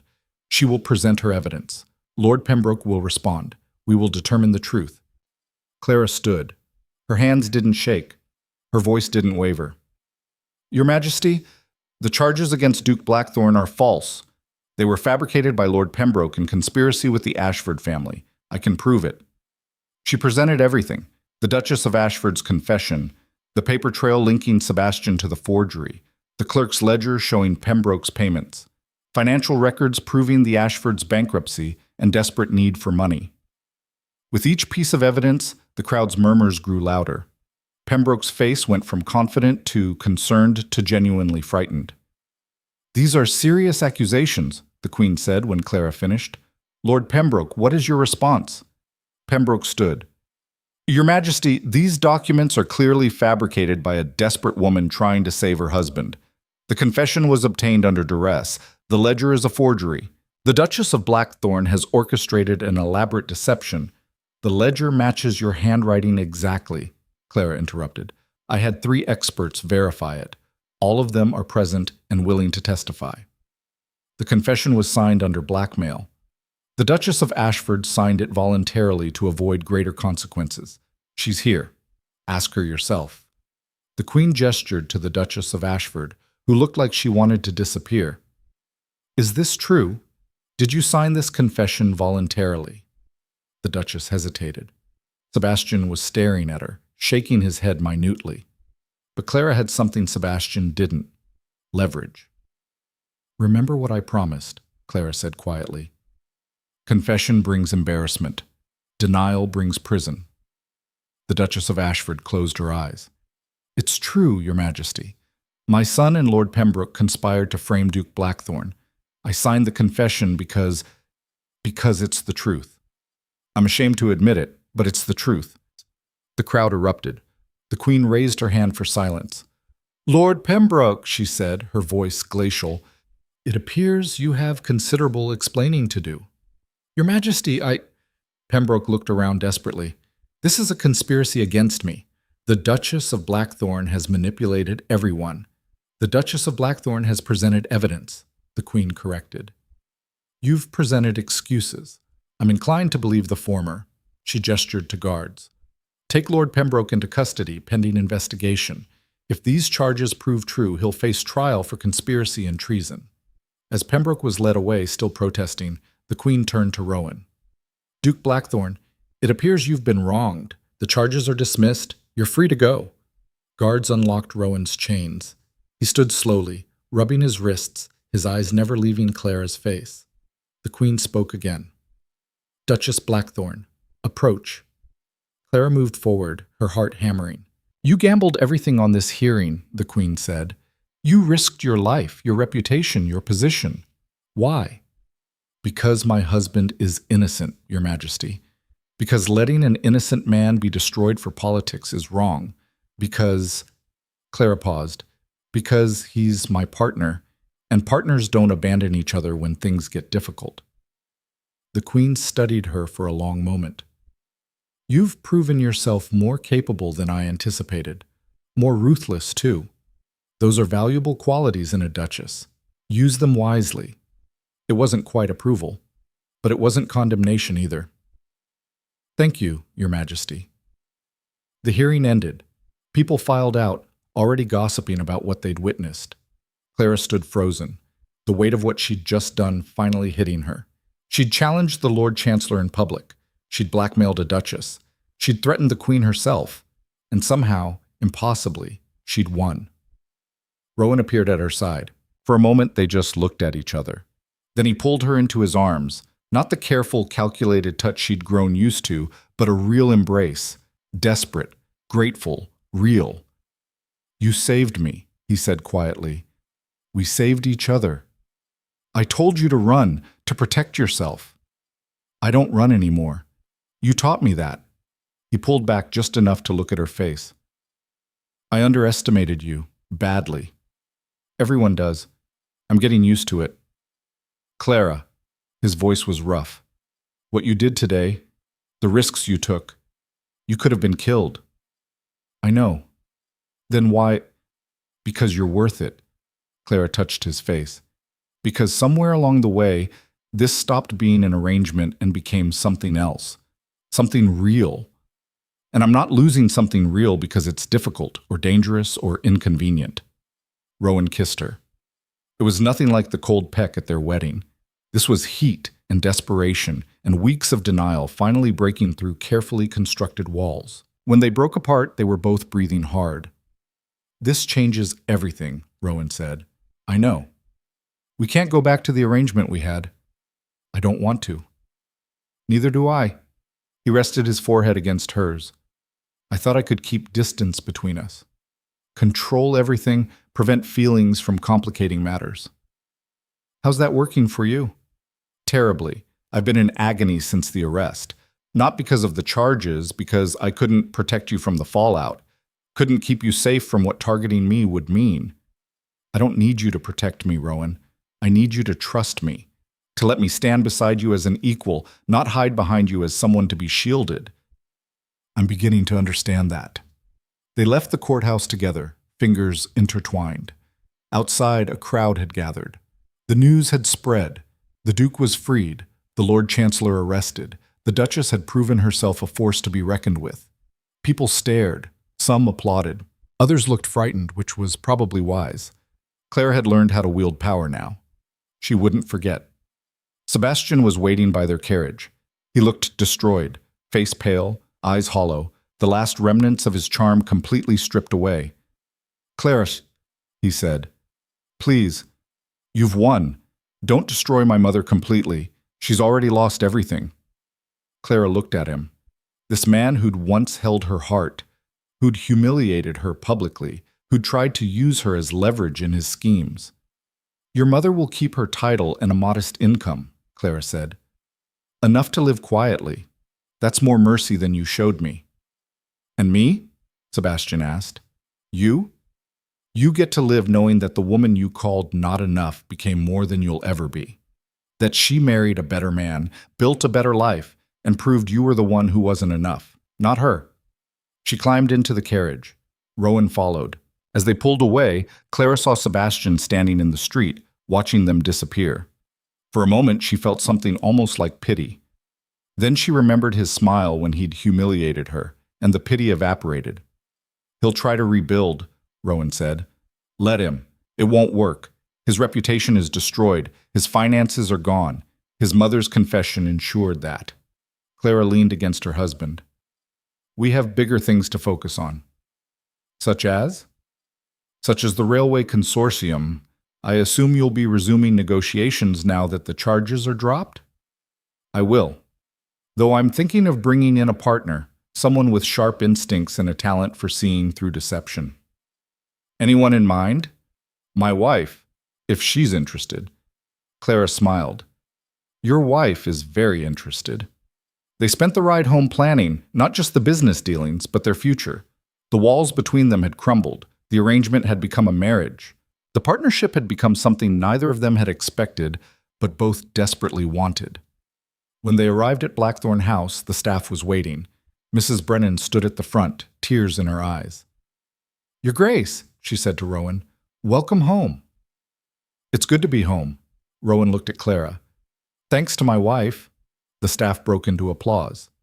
Mrs. Brennan actually smiled, a real smile, not the professional mask Clara had grown accustomed to. That night, after the celebrations had ended and the household had settled, Clara and Rowan sat in the study they now officially shared. I have a confession, Rowan said. Should I be worried? When I asked you to marry me, I told you it was purely practical, a business arrangement. I remember. I lied. He took her hand. I chose you because you were the strongest person I'd ever met. Because you'd survived public humiliation and came back sharper instead of broken. Because I recognized something in you that matched something in me, the refusal to be destroyed by circumstances beyond our control. Why lie about it? Because admitting I wanted you, really wanted you, not just as a convenient solution, felt like weakness, like giving up control. And now? Now I've learned that some things are worth losing control over. You're one of them. Clara kissed him. For the record, I chose you for similar reasons.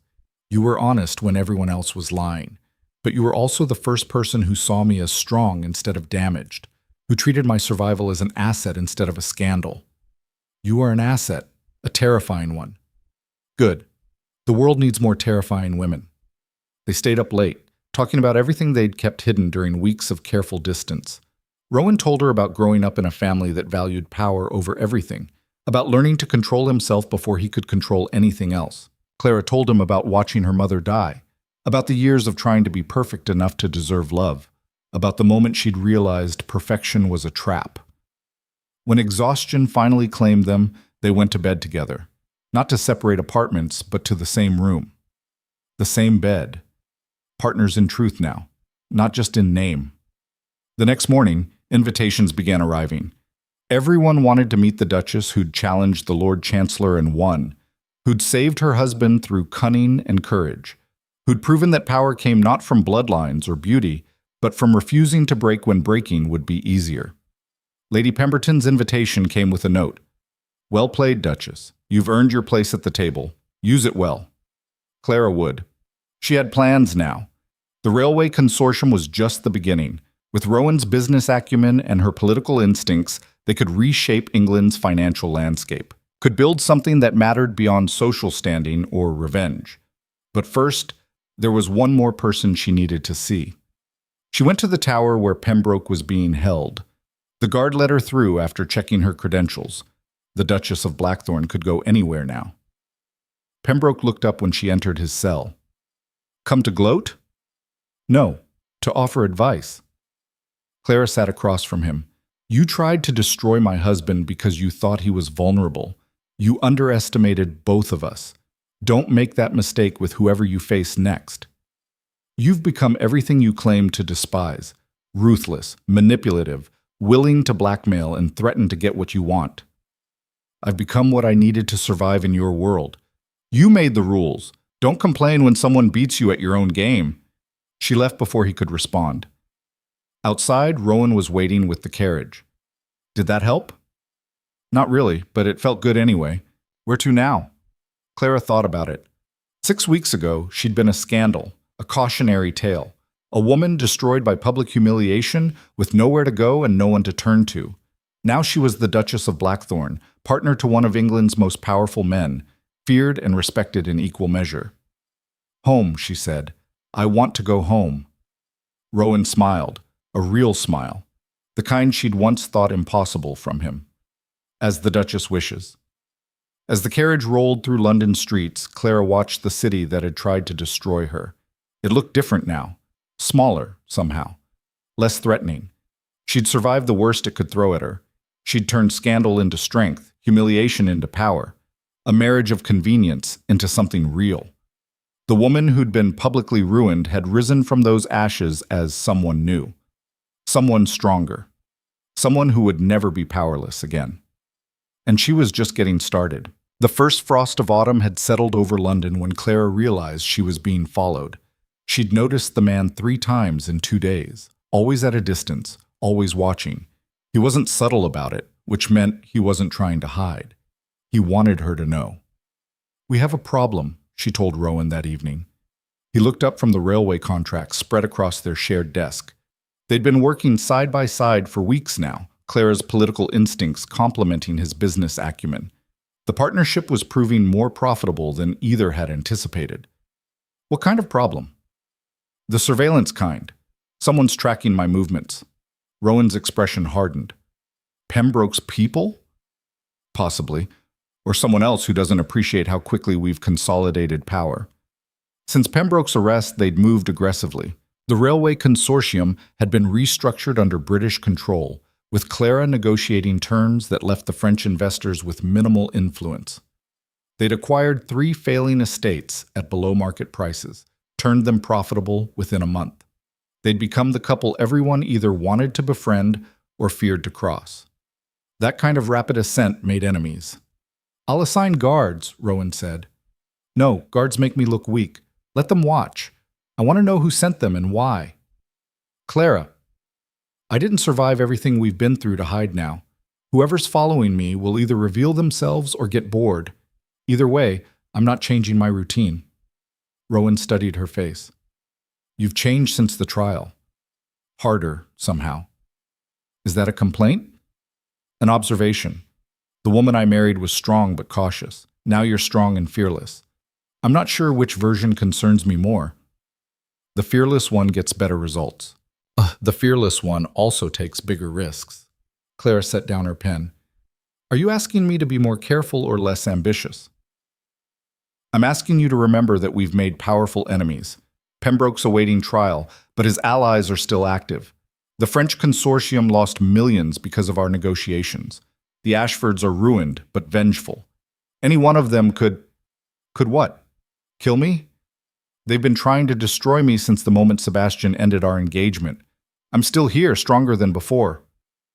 "That doesn't make you invincible." "No, but it makes me dangerous enough that most people think twice before attacking." The conversation ended there, but the tension lingered. Rowan was worried.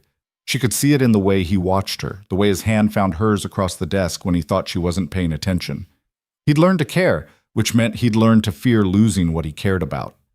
Clara understood. She felt it too, this terrifying vulnerability that came with actually loving someone, but she refused to let fear dictate her actions. Not anymore. The man following her revealed himself 2 days later. Clara was leaving a meeting with potential investors when he approached, middle-aged, well-dressed, carrying himself with the confidence of someone used to getting his way. "Duchess Blackthorne," he said, "I was hoping we could speak privately." "You've been following me for 3 days. That's not how people request private conversations." "I needed to ensure you weren't being monitored by anyone else. What I have to discuss is sensitive." Clara gestured to her carriage. "You have until we reach Blackthorne House. Make it worth my time." Inside the carriage, the man introduced himself as Thomas Warren, a former associate of Pembroke's. "I'm not here to threaten you," he said quickly. "I'm here to warn you. Pembroke's trial begins next week. He's desperate, and desperate men do dangerous things." "Such as?" "Such as revealing information that could damage you and the Duke. Information about certain irregularities in how you gathered evidence against him." Clara's expression didn't change. "The evidence was legitimate." "The blackmail you used to obtain the Duchess of Ashford's confession? The threats you made to Lady Pemberton? The methods you employed to access Pembroke's private ledgers? None of that would survive scrutiny in court. Then it's fortunate the court has already accepted the evidence. The court accepted it because the Queen wanted Pembroke gone. But if he starts talking about how you obtained that evidence, if he paints you as a criminal who used illegal methods, the Queen might decide you're as dangerous as he is. Clara leaned back. Why are you telling me this? Because I don't want to see you destroyed. You did the right thing exposing Pembroke, but you did it using methods that could be turned against you. I'm offering you a way out. Which is? Testify at Pembroke's trial. Admit the irregularities. Claim you were desperate to save your husband and acted without thinking clearly. Show remorse. The Queen values honesty. She might forgive the methods if you're forthcoming about them. And give Pembroke ammunition to discredit everything I've built? No. Then you're risking everything on the hope he won't expose you. I'm risking nothing. Pembroke exposes my methods. I expose his crimes in detail. We destroy each other, or we both stay silent. Mutually assured destruction. He's too smart to pull that trigger. Warren looked troubled. You're gambling with your life. I've been gambling with my life since the moment I married the Duke. So far, I'm winning. She had the carriage stop. Warren stepped out, looking back at her with something between respect and pity. I hope you're right, Duchess, for all our sakes. That night, Clara told Rowan about the conversation. He listened without interrupting, his expression growing darker with each detail. Warren's right, he said when she finished. If Pembroke talks, he won't. He's too invested in his own survival. You're betting everything on that assumption. I'm betting on human nature. Pembroke values self-preservation above revenge. Exposing me exposes him to greater scrutiny. He won't risk it. And if you're wrong, Clara met his gaze, then we face it together, like we've faced everything else. Rowan pulled her close. I can't lose you. You won't. You don't know that.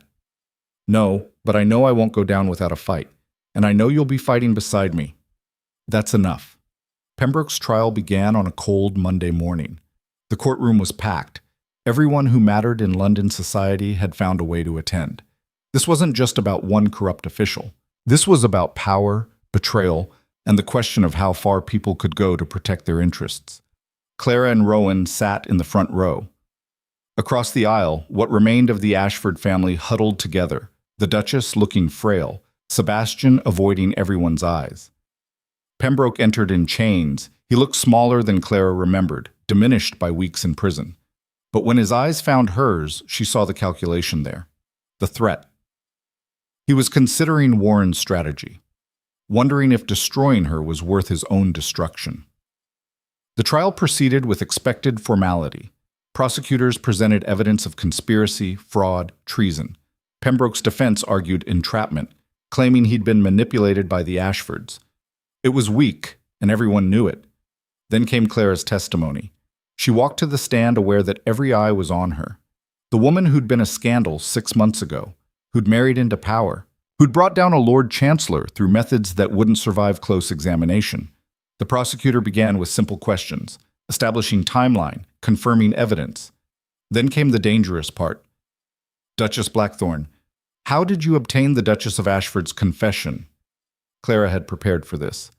I presented her with evidence of her involvement and offered her a choice: confess and face controlled consequences, or be exposed publicly and face uncontrolled ones. Some might call that blackmail. Some might. I call it negotiation. And the ledgers showing Lord Pembroke's payments? How did you access those? The Duke's head clerk obtained them. I didn't ask his methods. I only verified their authenticity. You didn't think to question how he accessed private financial records? I was focused on proving my husband's innocence. The how seemed less important than the what. Pembroke's lawyer stood. Your Honor, the Duchess is admitting to obtaining evidence through questionable means. This calls into question the entire case against my client. The judge looked at Clara. Duchess, did you at any point use illegal methods to gather evidence? This was it. The moment Warren had warned about. Clara could lie, claim everything was obtained legally, or she could tell a truth that might destroy her but would ensure Pembroke couldn't use it as leverage later. I used every method available to save my husband from a false conviction, Clara said clearly. Some of those methods were unconventional. Some pushed the boundaries of propriety. But everything I obtained was true.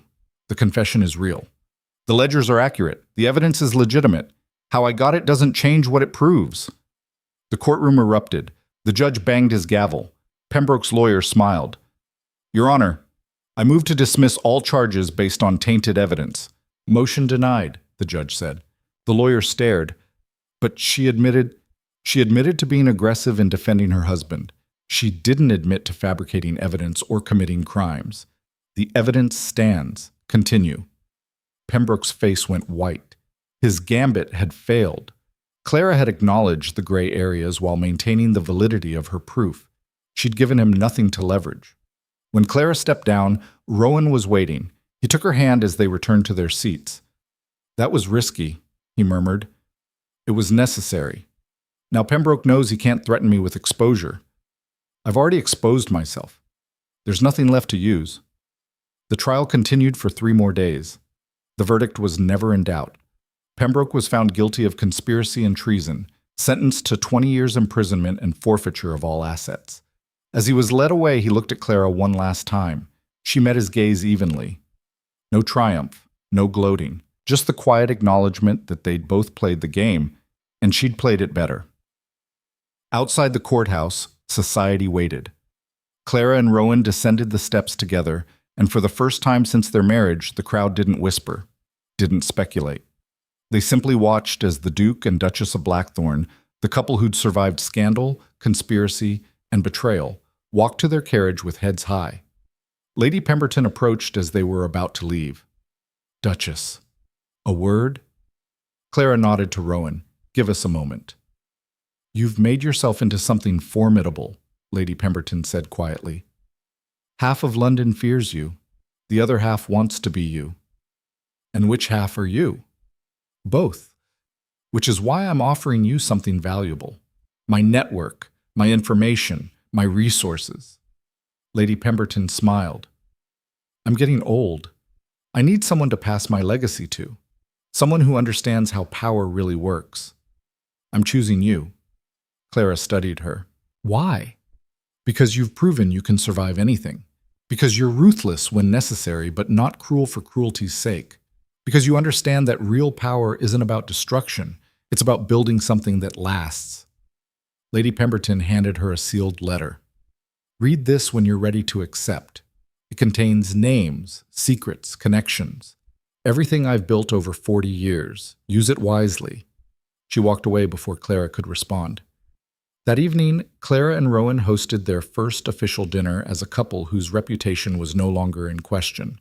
The guest list was carefully curated: allies, potential partners, people they needed on their side for future ventures.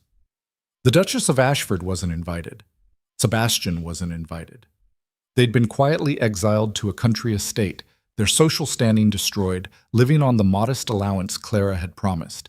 It was mercy she didn't have to give. But Clara had learned that sometimes mercy was more powerful than revenge. During dinner, Lydia pulled Clara aside. "You did it," Lydia said. "You actually did it. 6 months ago you were ruined. Now you're the most powerful woman in London. Not the most powerful, but I'm building toward it. Are you happy?" The question caught Clara off guard. Was she happy? She'd achieved everything she'd fought for: security, respect, a marriage that had become real. But happiness felt different than she'd expected. Heavier, more complicated. "I'm satisfied," Clara said finally. "I'm building something that matters. I'm partnered with someone I love and respect. I'm no longer powerless. That's enough." "Is it?" Clara looked across the room at Rowan, who was deep in conversation with potential investors. As if sensing her gaze, he looked up and smiled, that rare, genuine smile he saved only for her. "Yes," Clara said, "it's enough." Later that night, after the guests had left and the house had settled, Clara and Rowan retreated to their bedroom. Their actual bedroom now, not separate apartments pretending to be a marriage. "Lady Pemberton offered me her network," Clara said, showing him the sealed letter. Rowan examined it. "That's significant. She's the most connected person in England." "Should I accept?" "That depends. Are you ready for that much power?" Clara thought about it. 6 months ago, she'd been desperate for any power at all. Now she had to decide how much was enough, how far to push, when to stop building and start maintaining. "I'm ready," she said, "but I want to use it differently than she did, not just for social manipulation and gathering secrets. I want to build something that helps people. That creates opportunities." Such as? Such as helping women in situations like mine used to be. Women who've been discarded, scandalized, left without options. I want to create a foundation that gives them resources, education, training, ways to rebuild without needing to marry for survival. Rowan was quiet for a moment. Then, "That's ambitious and controversial. Society won't like it." "Society didn't like me exposing Pembroke either. I did it anyway." "This is different. You'd be challenging fundamental assumptions about women's roles, marriage, power. You'd make enemies." "I already have enemies. Might as well have them for doing something worthwhile." Rowan pulled her close. "Then we'll do it together. Build your foundation. Change what we can. Make the world slightly less terrible for the next generation." "You'd support this, even though it'll create complications?" "Clara, I married you because you refuse to accept the world as it is, because you fight to make it better. Why would I stop you now?" They spent the next hour planning. The foundation would start small, funding for women who'd lost their reputations, their families, their prospects. Education programs. Job training. Eventually, perhaps, a network that could help women gain dependence without needing to rely on men for survival. It was revolutionary, dangerous. Exactly the kind of thing that would make Clara more enemies than she already had. She couldn't wait to start. 3 months later, the foundation opened quietly in a modest building near the financial district. Claire had funded it partially from her own accounts, partially from donations from unexpected sources. Women who'd survived their own scandals, who understood what Clara was trying to build. The first woman who came through the doors was young, barely 20, with a story Clara recognized instantly. Engaged to a man who'd ended things publicly, family ashamed, society whispering, nowhere to go. "I heard you help women like us," the girl said quietly. Clara smiled. "I do. Tell me what you need." 6 months after Pembroke's conviction, Clara received an unexpected visitor. Sebastian Ashford stood on her doorstep, looking gaunt and nervous. Clara almost didn't recognize him without the polished veneer he'd always worn. "What do you want?" she asked. "To apologize." Clara studied him. "After everything, you think an apology is enough?" "No, I know it's not, but I needed to say it anyway." Sebastian looked down. "I treated you terribly. I humiliated you because it was easier than being honest. I tried to use you as leverage when your husband was arrested. I was cruel, selfish, and weak. I know, I was there. You became everything I'm not, strong, principled, someone who builds instead of destroys. I've lost everything, my reputation, my estate, any chance at the life I thought I deserved. But you gained everything, and you deserved it." Clara leaned against the doorframe. Part of her wanted to slam the door in his face. To tell him his apology meant nothing, changed nothing. But another part, the part that had learned mercy could be more powerful than revenge, hesitated. "I accept your apology," she said finally. "But that doesn't mean I forgive you. Forgiveness has to be earned. You haven't earned it yet." "What would I have to do?" "Become someone worth forgiving. Stop being the man who destroys people for convenience. Start being someone who builds something meaningful. Then maybe, years from now, we can have this conversation again." Sebastian nodded slowly. "Thank you for seeing me." "Sebastian." Clara stopped him as he turned to leave. "The foundation I started? It helps women who've been abandoned, scandalized, destroyed by men like you used to be.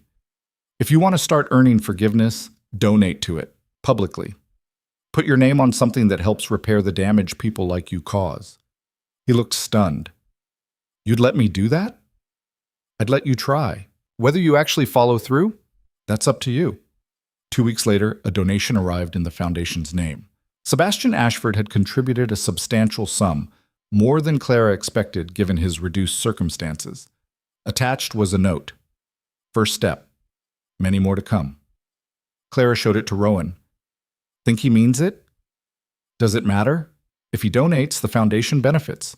If he actually changes, society benefits. Either way, you win." I didn't do it to win.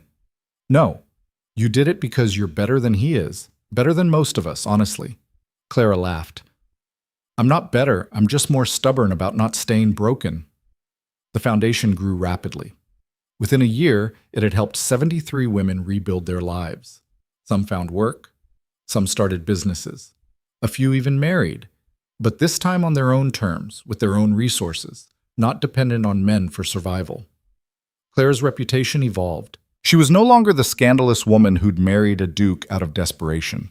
She was the duchess who'd exposed a corrupt official, saved her husband from false charges, and built something meaningful from her own survival.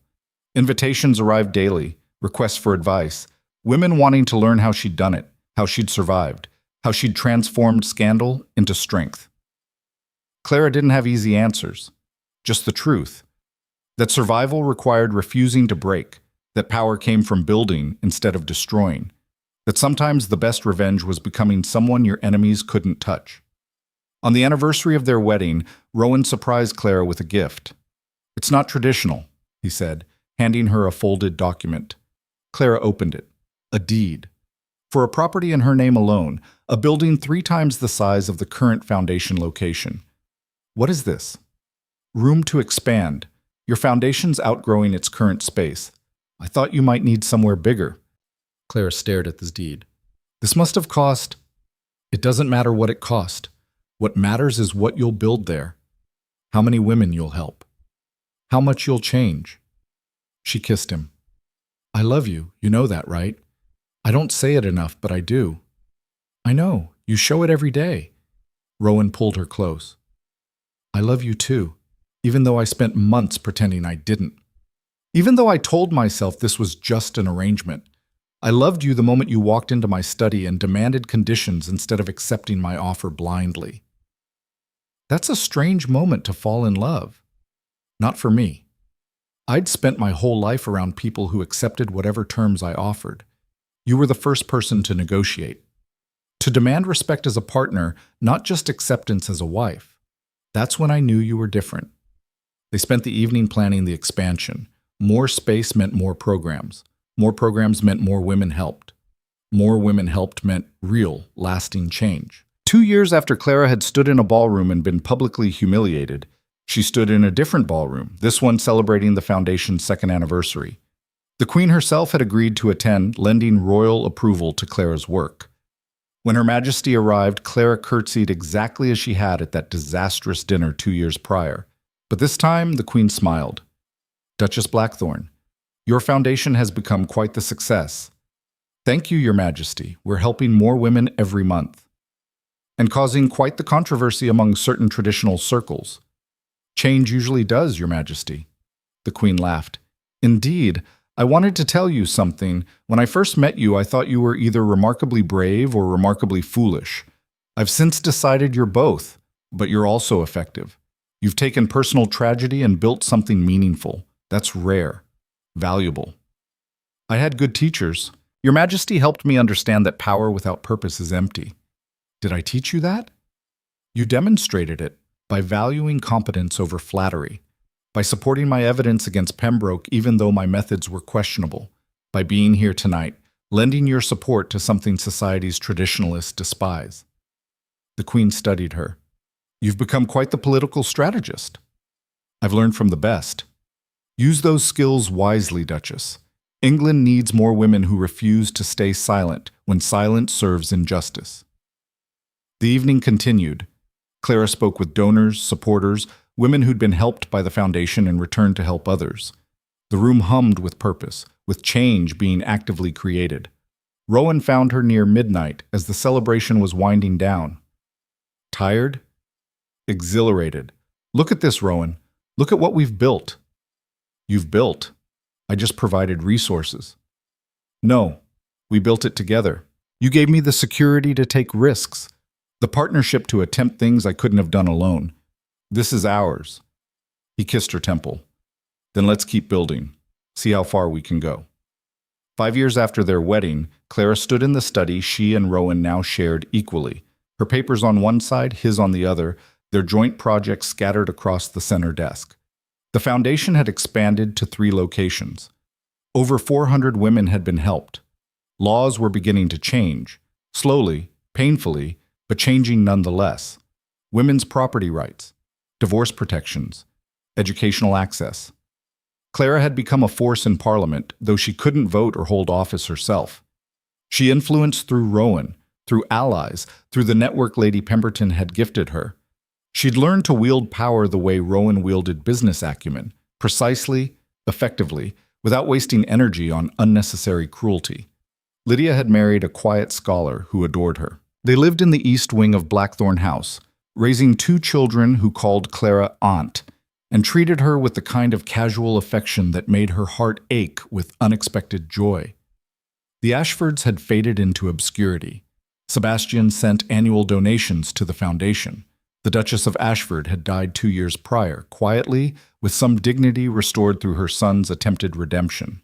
Lady Pemberton had passed 6 months ago, content that her legacy was in capable hands. Clara had delivered the eulogy, speaking honestly about a complicated woman who'd done terrible things but also understood the ruthless mechanics of power. Pembroke remained in prison. He'd written Clara once, a strange letter acknowledging that she'd beaten him fairly. She hadn't responded. Some victories didn't require additional confirmation. Now Clara stood at the window, watching London wake up to another day, and reflected on how much had changed. How much she had changed. She was 30 years old, a duchess, a philanthropist, a political force, a woman who'd turned public ruin into private power and then used that power to help others avoid her fate. Clara, Rowan's voice pulled her from her thoughts. You're supposed to be resting. She turned, smiling at her husband's worried expression. I'm fine, just thinking. About? About how none of this was supposed to happen. Our marriage was supposed to be cold, practical, emotionless. Instead, it became the most real thing in my life. Rowan crossed the room and pulled her close, his hand resting on the slight swell of her stomach, the child they'd decided to have after 3 years of marriage, once they'd stopped being terrified of what caring for each other meant. Life rarely follows the plans we make, he said. No, it follows the plans we're brave enough to build when the original ones fail. Philosophical today. Contemplative. I've been thinking about everything it took to get here. The humiliation, the desperation, the risks, the gambles. If I could go back and change it, if I could prevent Sebastian from humiliating me, skip all the pain, I'm not sure I would. Why not? Because that pain forged me into someone capable of surviving everything that came after. Into someone strong enough to stand beside you, to build the foundation, to change lives. If I'd had an easy path, I'd be a different person, possibly a weaker one. Rowan was quiet for a moment. I used to think strength meant never breaking. You've taught me it means breaking and rebuilding yourself into something stronger. Thank you for that lesson. They stood together, watching the sun rise over a city that had tried to destroy Clara and instead forged her into something it couldn't ignore. Somewhere in London, a young woman was waking up to her first day at the foundation. Someone whose engagement had ended badly, whose family had turned away, whose future looked impossible. By evening, she'd have resources, options, a path forward. Because Clara had walked that path first, had survived it, had refused to let survival be the end of her story. The woman who'd been marked by public ruin had become the woman who rewrote the rules, who transformed shame into strength, who proved that the greatest revenge wasn't destruction, it was building something so meaningful that those who'd tried to destroy you became irrelevant. Clara Whitmore, no, Clara Blackthorn, Duchess, philanthropist, survivor, had done exactly that, and she was just getting started. In the distance, church bells rang, marking the hour. A new day, new possibilities, new women to help, new changes to create, new battles to fight. Clara turned from the window, took her husband's hand, and walked toward whatever came next. Together. Always together. The way real partnerships were meant to work.